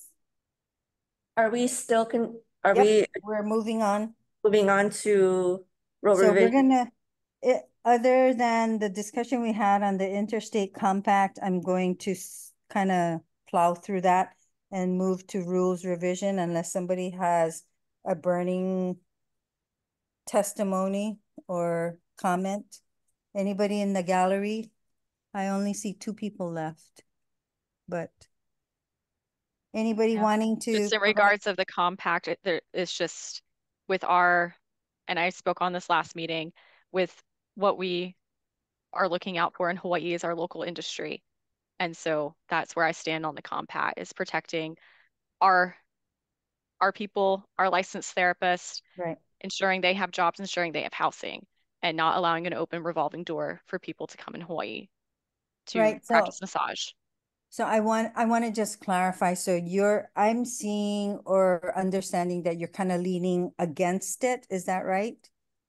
I'm leaning against it. Okay. I don't have an opinion on it just yet because there's just too much in motion. So if you have anything, Darcy, if not, I'm going to move on to the next agenda item. Perfect. Okay. All right. So I've been giving that a thought. This is increasing the hours. Okay. I took some notes back in, when was this? What was this? January. And in my head, I kept thinking, didn't we talk about this? Didn't we talk about this? Didn't we talk about this? But we didn't break it down. We didn't break it down, but what we looked at, what's missing, so we could put that in, right? And what's been missing is people are not doing that well in like anatomy, physiology, kinesiology kind of thing. So I think at least, my opinion would be at least, at the very least, half of, what, maybe 28 hours if we increase it to 625. At least half of those hours should go to in that area. Half of what hours, Darcy? So looking at currently we require 570, increasing it to 625, I believe is what's on the table to, uphold standards and be at the on par with other states. And so if we increased it by 55 hours, and I'm just throwing this out, these ideas out there, and that, at least half of that be, A&P and kinesiology. So, maybe 28 hours is my opinion. Okay. So maybe, where do the rest of the hours go? So the mission was, if we increase it to 625, how do we want to break it down? So where's your other hours?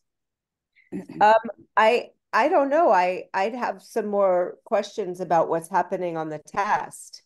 I wasn't there, with the first questions on the test, and I don't know what other areas are deficient. So I mean, my other suggestion was techniques for specific conditions, carpal tunnel, thoracic. So that's advanced education, which right now we have 40 hours, which includes 20 hours consult and 20 hours of actual training. So is that what you're saying? I was actually looking right at our breakdown here. Can't see that. I can't see that. One big blur. Yeah, if that's advanced education, I see that it says techniques for specific conditions, but if that's advanced education, then so be it. Yes, it is. So that's what you're saying. So right now we have 40 hours in advance. You're saying to add the 27 hours to that? Or some that's your 55, 28 and 27. Yeah, or some portion of it.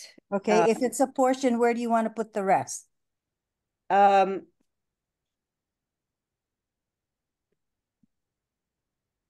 it seems like what I'm looking at and what you're looking at might be a little different.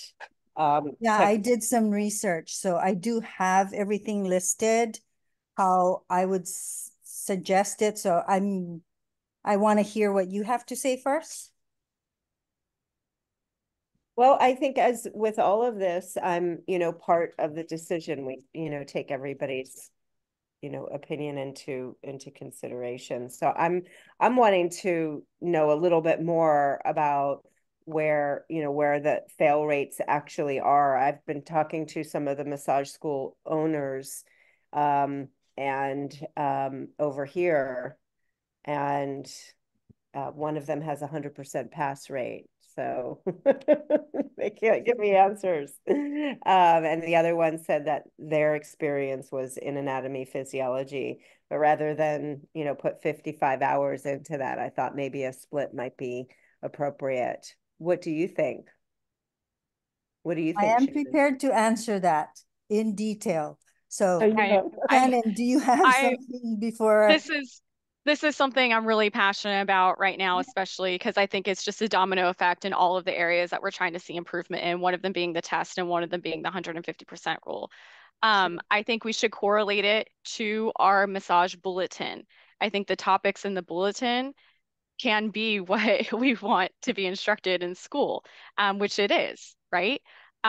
So I'll just propose my breakdown and we can go into it. I'm sure we all have different opinions on that, but 5 hours dedicated to Hawaii laws and rules, 75 hours of anatomy and physiology, Hold on. 100. Oh, Hold sorry. on. I'm writing this down. So Sorry. laws is 5 hours. Go ahead. 75 hours of anatomy and physiology. Okay. Keeping the 100 hours of theory. My thought on that was 50% of the massage exam is anatomy and physiology. 100 hours is to theory, and that's only 50% of the exam. So we're not weighed properly there. So that's why I think there's a real big gap in anatomy failure. Okay. Adding the 25 hours of clinical situations, that's a part of the bulletin, and they break it down like this: pathology and contraindications, technique for specific conditions, sanitation, and infection control. Okay. And then keeping the 420 Hands-on. for hands-on. That could get us to 625.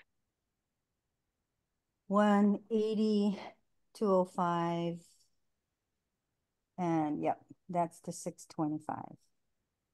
Okay. I broke it down even further. And I looked at NCBTMB's recommendations. I looked at FSMTB recommendations, and this is what I'm proposing. Okay, and then we can hear from Sean. Applied sciences, which includes APK at 125 hours, pathology and injury, 40 hours, massage modalities, techniques, and manual forces / application, 200 hours. So theory would be in here. Professional communication and therapeutic relationships, 40 hours. Laws and practice, 4 hours. Wait, Olivia, could you go back to it blurped out Professional and ethics, 6 hours, and the hands-on supervised. What? You want me to repeat it? Because you just kind of went in and out. You broke out too. Okay. I lost you at professional communication. Professional communication and therapeutic relationships, 40 hours. Laws and business practices, 4 hours.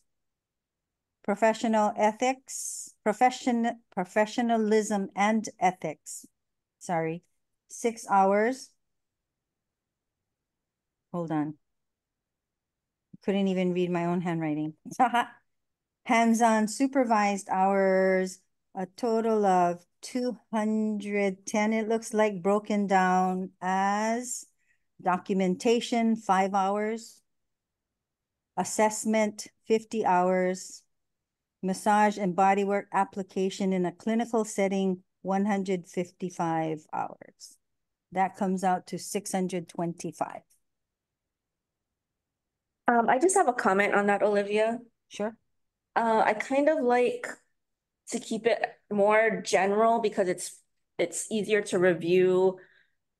We have to think about like all these different schools who are submitting their transcripts. So it's easier when it's in broader categories, kind of like how Shannon broke it down. You want to, like something that's, if there's a way to categorize, like we can these professional modalities could go under hands-on, right? Like modalities, techniques, sure. Keep it under practical application, like just having. We can add that in the description. Easier when it's like less categories, so that when we receive all these transcripts that are coming, otherwise I'm gonna have to keep bringing these to the bar. It just takes forever to review. So we want to keep it, definitely have these topics in, but they can also fit under like either theory or practical. So we can put it, we can combine the hands-on supervised and include in the description, massage modalities, techniques, documentation, assessment, clinical. So like when we do revise like the rules, we could, when we define like practical hands-on, it could include modalities. Sure. We could create like an A, B, C, D list, right? Just like limit, like shall include, but not but not limited to kind of thing, just because if all these transcripts are coming in, then we have to look specifically for 6 hours of ethics or like 4 hours of law. It's just gonna take it's just an administrative burden for the office and for the board. So if keep it broad, and definitely I do like all these topics, but just like so that's my initial proposal, and how we categorize them. I have no problem as long as we have it in the description. Yeah, like so shall include, but not limited to modalities, professional ethics, laws and rules, assessment, yeah, that kind of thing. So I'm fine with, I like that, I like Shannon's clear breakdown, but I think, yeah, under the practical hands-on, if you're still okay with the 420, we can include all of those, like pathology, modalities, ethics, that can all fall under. I actually would change it to 410. Oh, 410. Oh, okay. Because well, the APK would be increased. Right. So applied sciences, which will include anatomy, physiology, kinesiology, pathology, and injury, 165 hours. I see.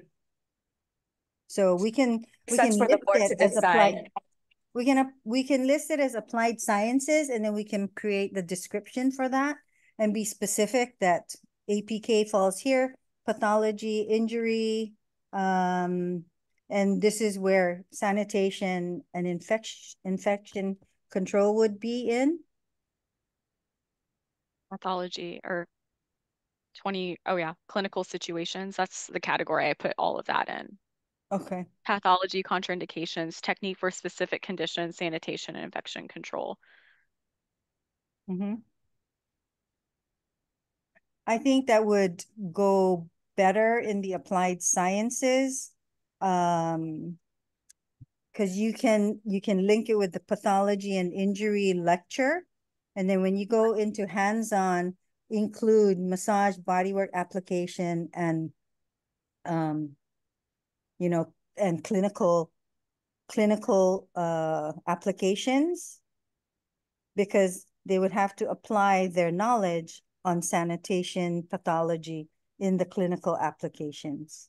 Yeah, so those 25 hours can be dispersed between. So the 25 hours can be included, and we keep the hands-on supervised title or category, but we can add that description. Okay. What would that breakdown look like? Sorry, so it looks like applied sciences would be 165 hours, which includes APK, at least 125, or do we want to say that?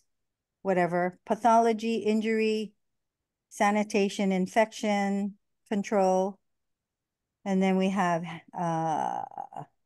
the professional communication laws and professional ethics. We can combine those three. And I don't know what to call it. So if somebody has a suggestion. Laws and rules, I don't know. I would say professional communication or therapeutic relationships, where we can include the description of, you know, this would include laws and rules, business practices, professionalism, and ethics. Ethical practice. Professional communication or therapeutic relationships sound better.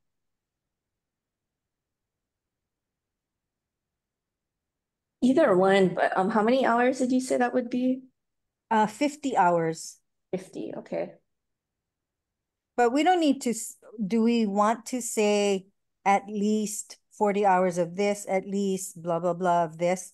Do we want to just leave it nebulous, but put it in the description?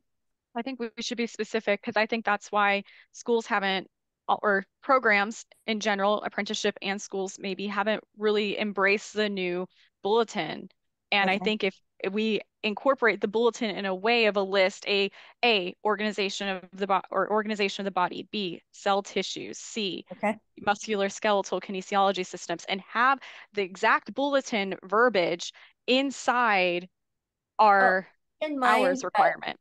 the candidate bulletin can change. So, I mean, we want to, again, it's always best to keep rules and statutes broad Yeah. when possible Okay. to adapt to change so that we Okay. don't have to go make Right. a new More draft each changes. time. So it's better to keep it broad, but still specific can enough just- that we can, when people ask questions, we can cite the rule immediately Okay. and be like, this is what you need. Okay, so we can put it, we can put the 50 hours, and I would want to call it professional relationships. So that would include therapeutic relationships with the patient, laws and statutes, business practices, professionalism, and ethics. I like that. Okay, and then the hands-on supervised would be a total of 420 hours, which would include documentation, assessment, massage and bodywork application, and clinical applications. I like that. You know, I'm looking at, I just want to make sure we're on the same page here. I'm looking at the current information requirements and instructions for filing an application for a massage therapist license. Mm-hmm. That's what I'm looking at. That's what I've been going off of here. And you know, maybe I'm a kind of visual person, so I'd love to see what you are proposing, you know, kind of in a visual thing. That's why I was trying to write everything down and bullet point everything. Right now, I'm not seeing where law is. We're making additions to reach that 625. Oh yeah, I So we're totally get completely restructuring. totally Sorry. get that. I mean, You maybe don't have to stick to what we have right now, Darcy. That's why this is called a revision and proposed yeah, I get that. amendment. I get that. So But my currently, so in the current rules and statutes, yeah, there's no requirement for the applicant to submit a transcript that has laws and rules on it. Correct. But when you're signing your massage therapist application, there's an affidavit at the bottom that states that you are familiar with Yep. Hawaii Revised Statutes, Chapter 452, and Hawaii Administrative Rules, Title 16, Chapter 84. So even though they might not teach Hawaii laws and rules on the mainland, when you're signing your application, you're Attesting to them. attesting that you know the laws and the Hawaii laws and rules. And I think in previous discussions I've had with other board members that even though it's not in our rules, we should add it in there. And then it's just repeated on the application, because on the application, a lot of people overlook that. And they're like, oh, when did I sign up for that? I go, yeah, you know, when you signed your name on the bottom line. Yeah. So I think it's in just other bringing states I attention to researched, that. Say that other again. states I researched just their breakdown. Many of them had their allotted hours of their state's laws and rules. So Correct. it's something that's common. Yeah, I've definitely seen that before. That's why I was like, wait a second, I'm actually not seeing that here. So that was my one thing.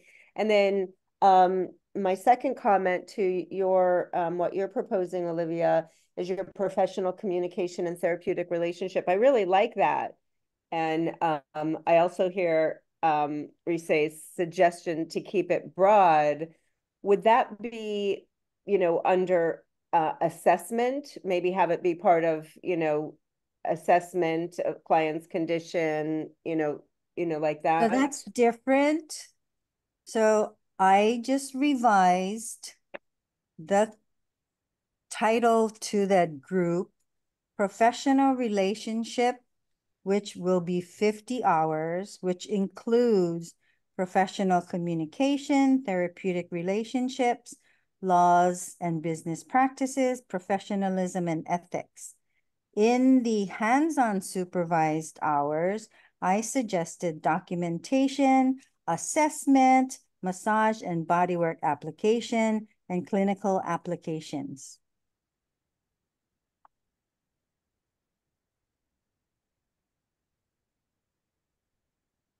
And now it's a total of 410 hours. So it clarifies, but also has a little bit more of a broad description on what hands-on supervised. I mean, we could even add in the description advanced techniques, but I mean, hands-on, you would think it would be beyond the theory. I mean, we can add that on as part of the description, but that's kind of, you know, understood. But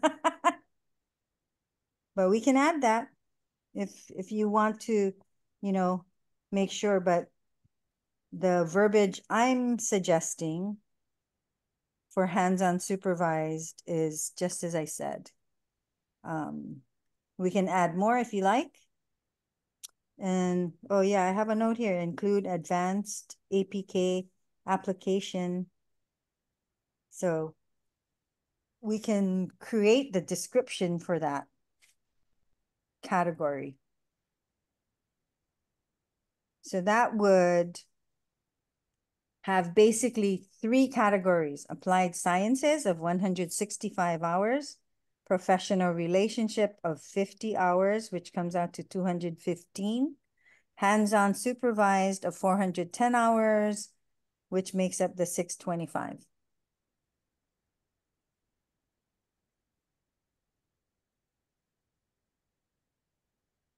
That's my suggestion.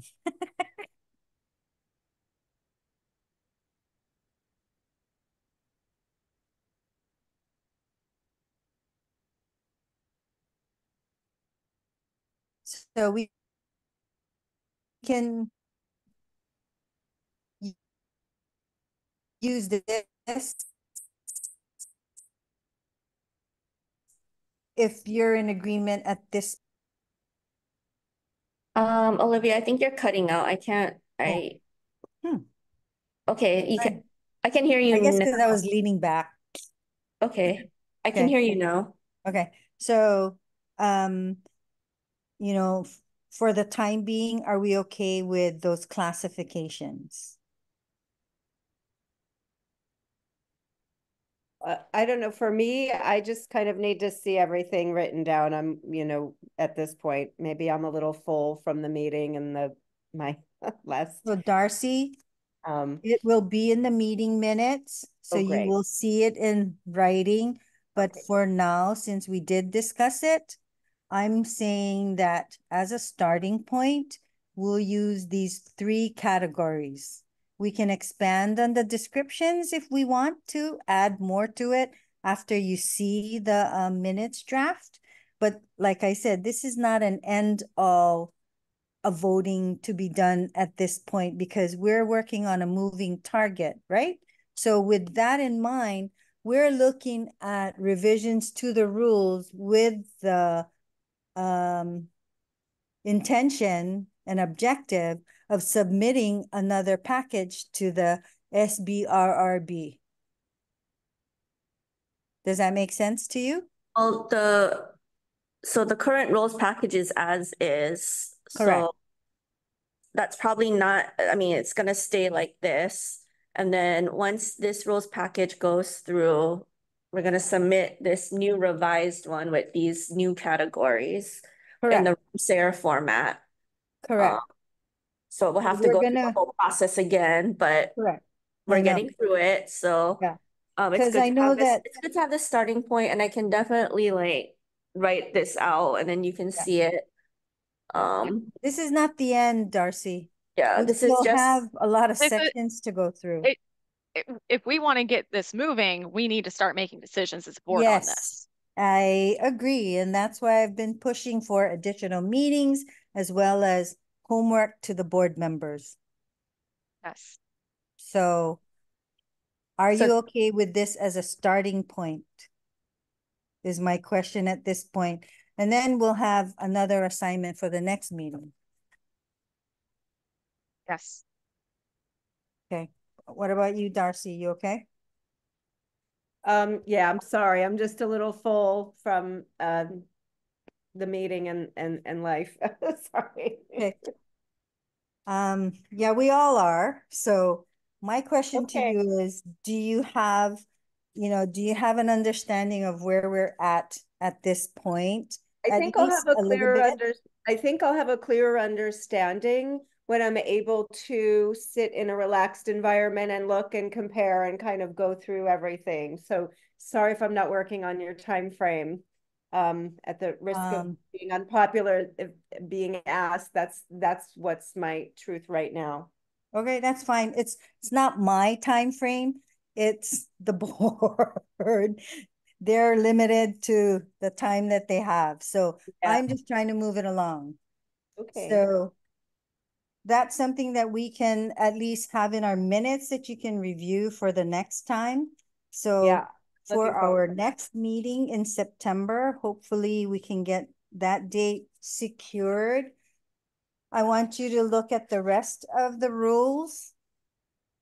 Not sure if I want to pinpoint an area, but we can start from the beginning, from subchapter 1. If you have anything you want to discuss. So as we go through the rules, before we finalize a version that we want to submit, we need to look at everything and make sure we agree on everything, correct, Rise? Yeah, I mean, it would be good to, I mean, with this current rules package, like I went through things that were clearly outdated, like the outcome massage, Yes. and the CPR requirements. But yeah, everything else you would still need to look over. Right, So, go ahead. And since we're in this section of school requirements and some of the testimonies of I online think hybrid type of also, learning. I mean, since you're going through the requirements for the schools and increasing their hours, you could just maybe look at the breakdown for the apprenticeships as well. Yep. If you're gonna require 625 for the apprentices as well, so maybe you could look at that. I think it should be across the board because we require that now with apprentices and Yeah, so licensees. everybody has 570 hours now, but it's just broken down differently in massage schools and in apprenticeships. So if you wanna, I'm thinking that this breakdown that you provided at this meeting is for massage schools for the transcripts that we received, but if you wanna look at how the I think I apprentice, want to use it for apprentices as well. okay. I don't think they should It be. doesn't need to be a they should- distinction, No, okay, no. okay. Okay, so yeah, I'll have to look at the rules and the Ramsayer format for you guys to. So maybe take a look at our rules. This is the January 2023 copy. that I'm Yeah, looking this is at. the most current copy Correct. that's So that's going what, through the administrative process right now. correct. So That's what I'm looking at right now. And there are several things that I've made notation of. So it's things that I want to discuss for future meetings. Taking a look at, the updates in our community, having an online/internet portion. The other one was for us to put into our rules if a person cheats on a test. Remember that right. discussion that we had? I have Oh, it I in my should look at that notes. kind of language. Correct. Those are Yeah. the things. And the other thing, I have a lot of notes on my thing. So what I'm asking the board members to do is go through our rules using the January 2023 version, make notes so we can start our home through of the rules. And hopefully in September, we're not going to finish before whatever. What is it going to take to increase the hours to 625 so we can support schools that are depending on their federal funding? we need to submit another package for approval. And then it goes through public hearing. And then it goes back to DCCA. And then it goes, forget where. Look at the flow chart. Yeah, no, I understand. Can we make a goal like at the next meeting? I mean, I know because that's September. Like that Yes, gives us a I know. couple months. So what can we do to, I mean, I know it's a slow process, but it's even slower when we don't make decisions. Right. So that's why I'm pushing for, you know, some movement on the rules. That's why I want to assign homework for our board members so that we can keep it moving. The other thing was we are limited by how many meetings we can have due to staffing and availability of the conference room. So that's something I've been pushing for, I don't know, 4 years, 5 years, maybe. So just FYI. So it's a process, Shannon, and it's frustratingly slow. So since we looked at the education requirements, I'm saying we use the same criteria for apprentices. They should not be classified separately. If we're requiring this of students to get licensed, I think this should apply to apprentices as well. I think what we need to look at is to incorporate some of the other things that we've been discussing to try and submit the next package with as much information that we all agree on to submit, because it is a slow process. Because right now, what's going through for review, we cannot change. Okay. So whatever changes. So by next, can we have a goal by next call to have that all ready? So the education, that was the assignment for today. So we can agree on it at the next meeting. But I also want you to take a look at the rest of the rules and see if there's others that we can agree on. And like I said, some of the stuff that I have in my notes were to add in that stuff about cheating, because remember, we had that situation. There's probably a definition addition that we need to do. We need to add definition for workshop, which we don't have. We have, we probably, do we need to put verbiage in the renewal restoration 1684-3 about the audit? No, because that's in the statute. The statute states that there's a post renewal audit that's random. Okay. And the other note that I have to update is that AMTA and Rolf Institute do not approve curriculum for schools. So I want to strike that. So there's little things like that. So whatever you can go through on the rules, bring forth so that we can move through our discussions and agree on things. So whatever it is you need to do so that we can keep this moving, that would be greatly appreciated. And I understand that there's a lot to consider with every meeting, and there's a lot to consider from meeting to meeting. I too have a full schedule, and I'm a primary caretaker for my 90-year-old mom. So just saying, just putting it out there.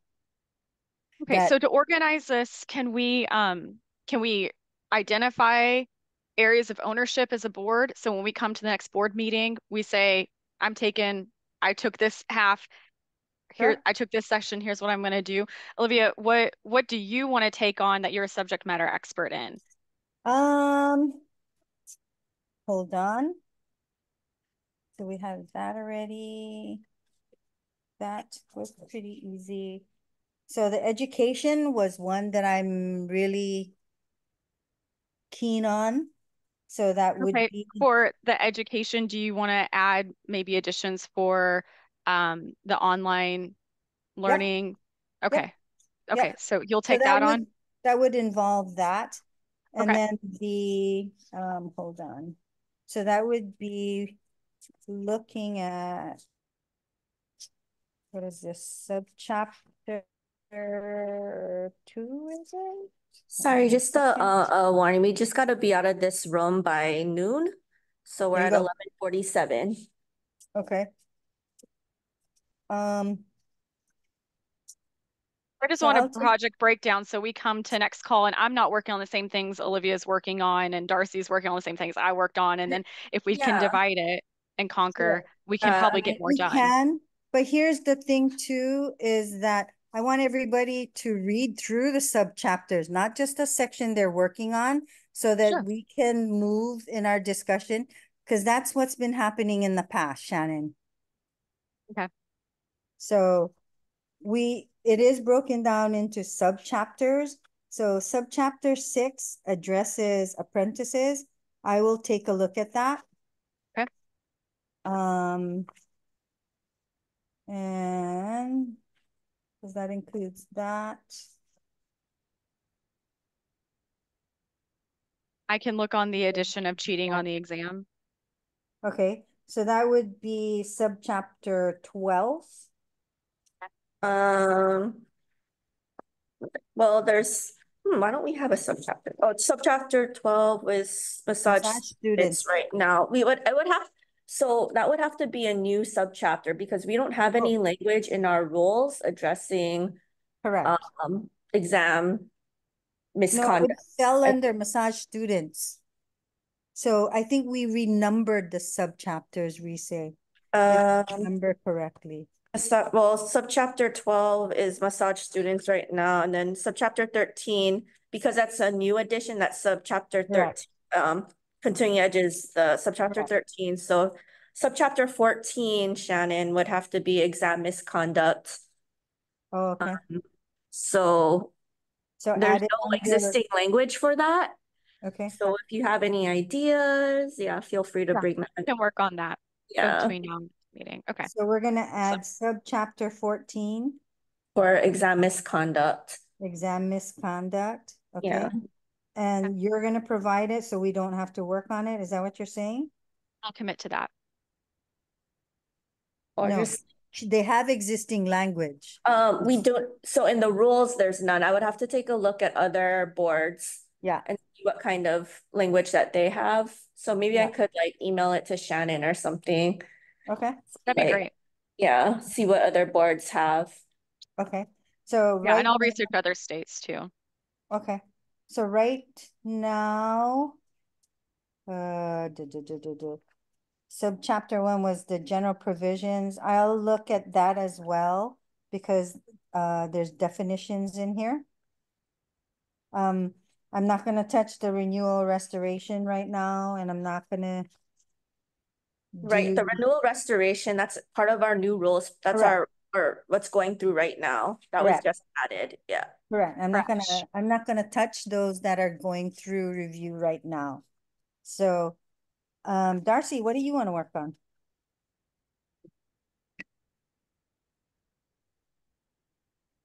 I'm not really sure.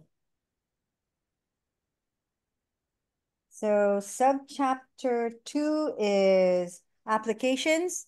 Subchapter 3 is on principal massage therapists, and subchapter 4 is on establishments. So if you're looking at your draft, if the existing language is okay, then just it's fine, you know. You don't have to you don't want to rewrite the entire thing because we're just revising what's already existing. Correct. So and that know that all the things that are underlined are what is being proposed. So right now, the changes that is going through for review right now. Yeah, it's anything that underlined. are underlined and crossed out. Yeah. In this copy, okay? So do you want to look at, what do you want to look at? I don't know. I can take a look at it and get back to you. No, I need it now. Sorry, we need to do this. That's what Shannon is asking for. So that's what I'm asking for.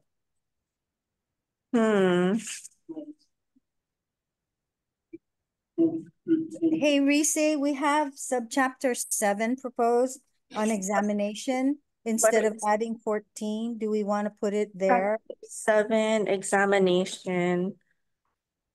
Instead of adding subchapter 14, do we want to, that misconduct language under subchapter 7, or should it be its own subchapter? I don't know. Oh, it could probably go in there. It's Okay. under the examination, so. Okay. Okay, yeah, why don't we put this up? So why don't we, so Shannon, take a look at subchapter 7, examination, so we can put, misconduct language under there. And again, yeah, I'll have to take a look at what other boards, if they have any other existing language for their rules. Okay. I think that makes a lot of sense. 14. And then,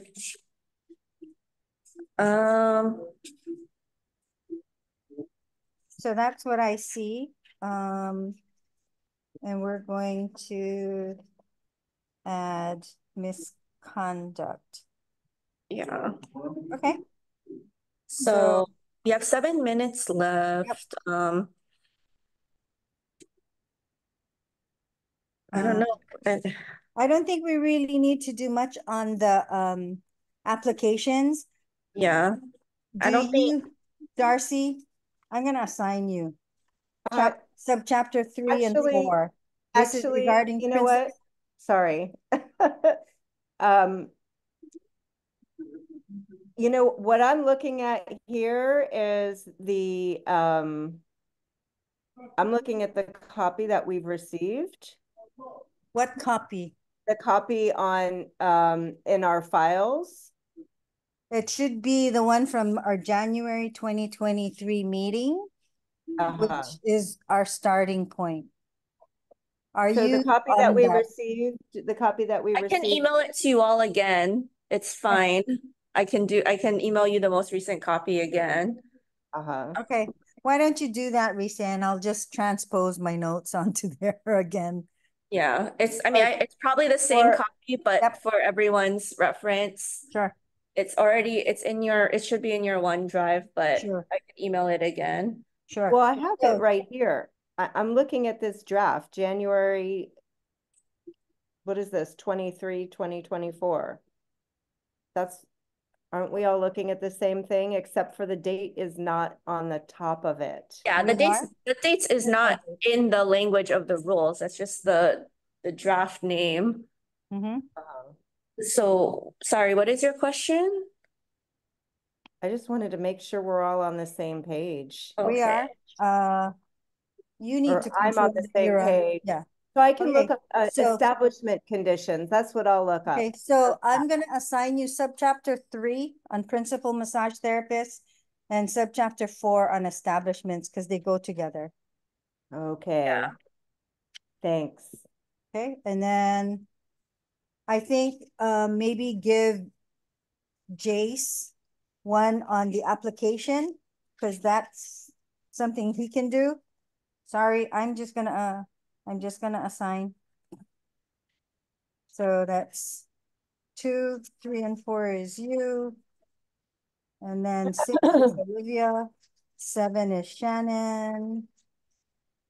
8 fees, we don't have to do that because that's in 436. Advertising. We could look at advertising. Subchapter 10 is pretty much, that can stay. Yep. I think subchapter 9, subchapter 10. 9 and 10 can stay. So 11. You know what? Let's give that to Sean. Sorry, too bad. Sean. Okay. 12 is massage student. So that's you, Olivia. Yeah. Right? You already. Yep. And then 13 we're not touching because that's going through. And that's it. Okay. Right. So let's take a look at that. Bring forth your recommendations, suggestions. That way we can move through this. Hopefully we can get this to Sean and Jace and let them know what their assignment is. And then I can email them. Okay, cool. And then we can move forward. So It is now 11:57. If there's no other comments, I move to You can just adjourn. adjourn the meeting. You don't need a Oh. motion. Okay. All right. Thank you. Thanks, Thank you. everybody. Have a good Thank you. day. Happy Bye. 4th. Aloha. Bye.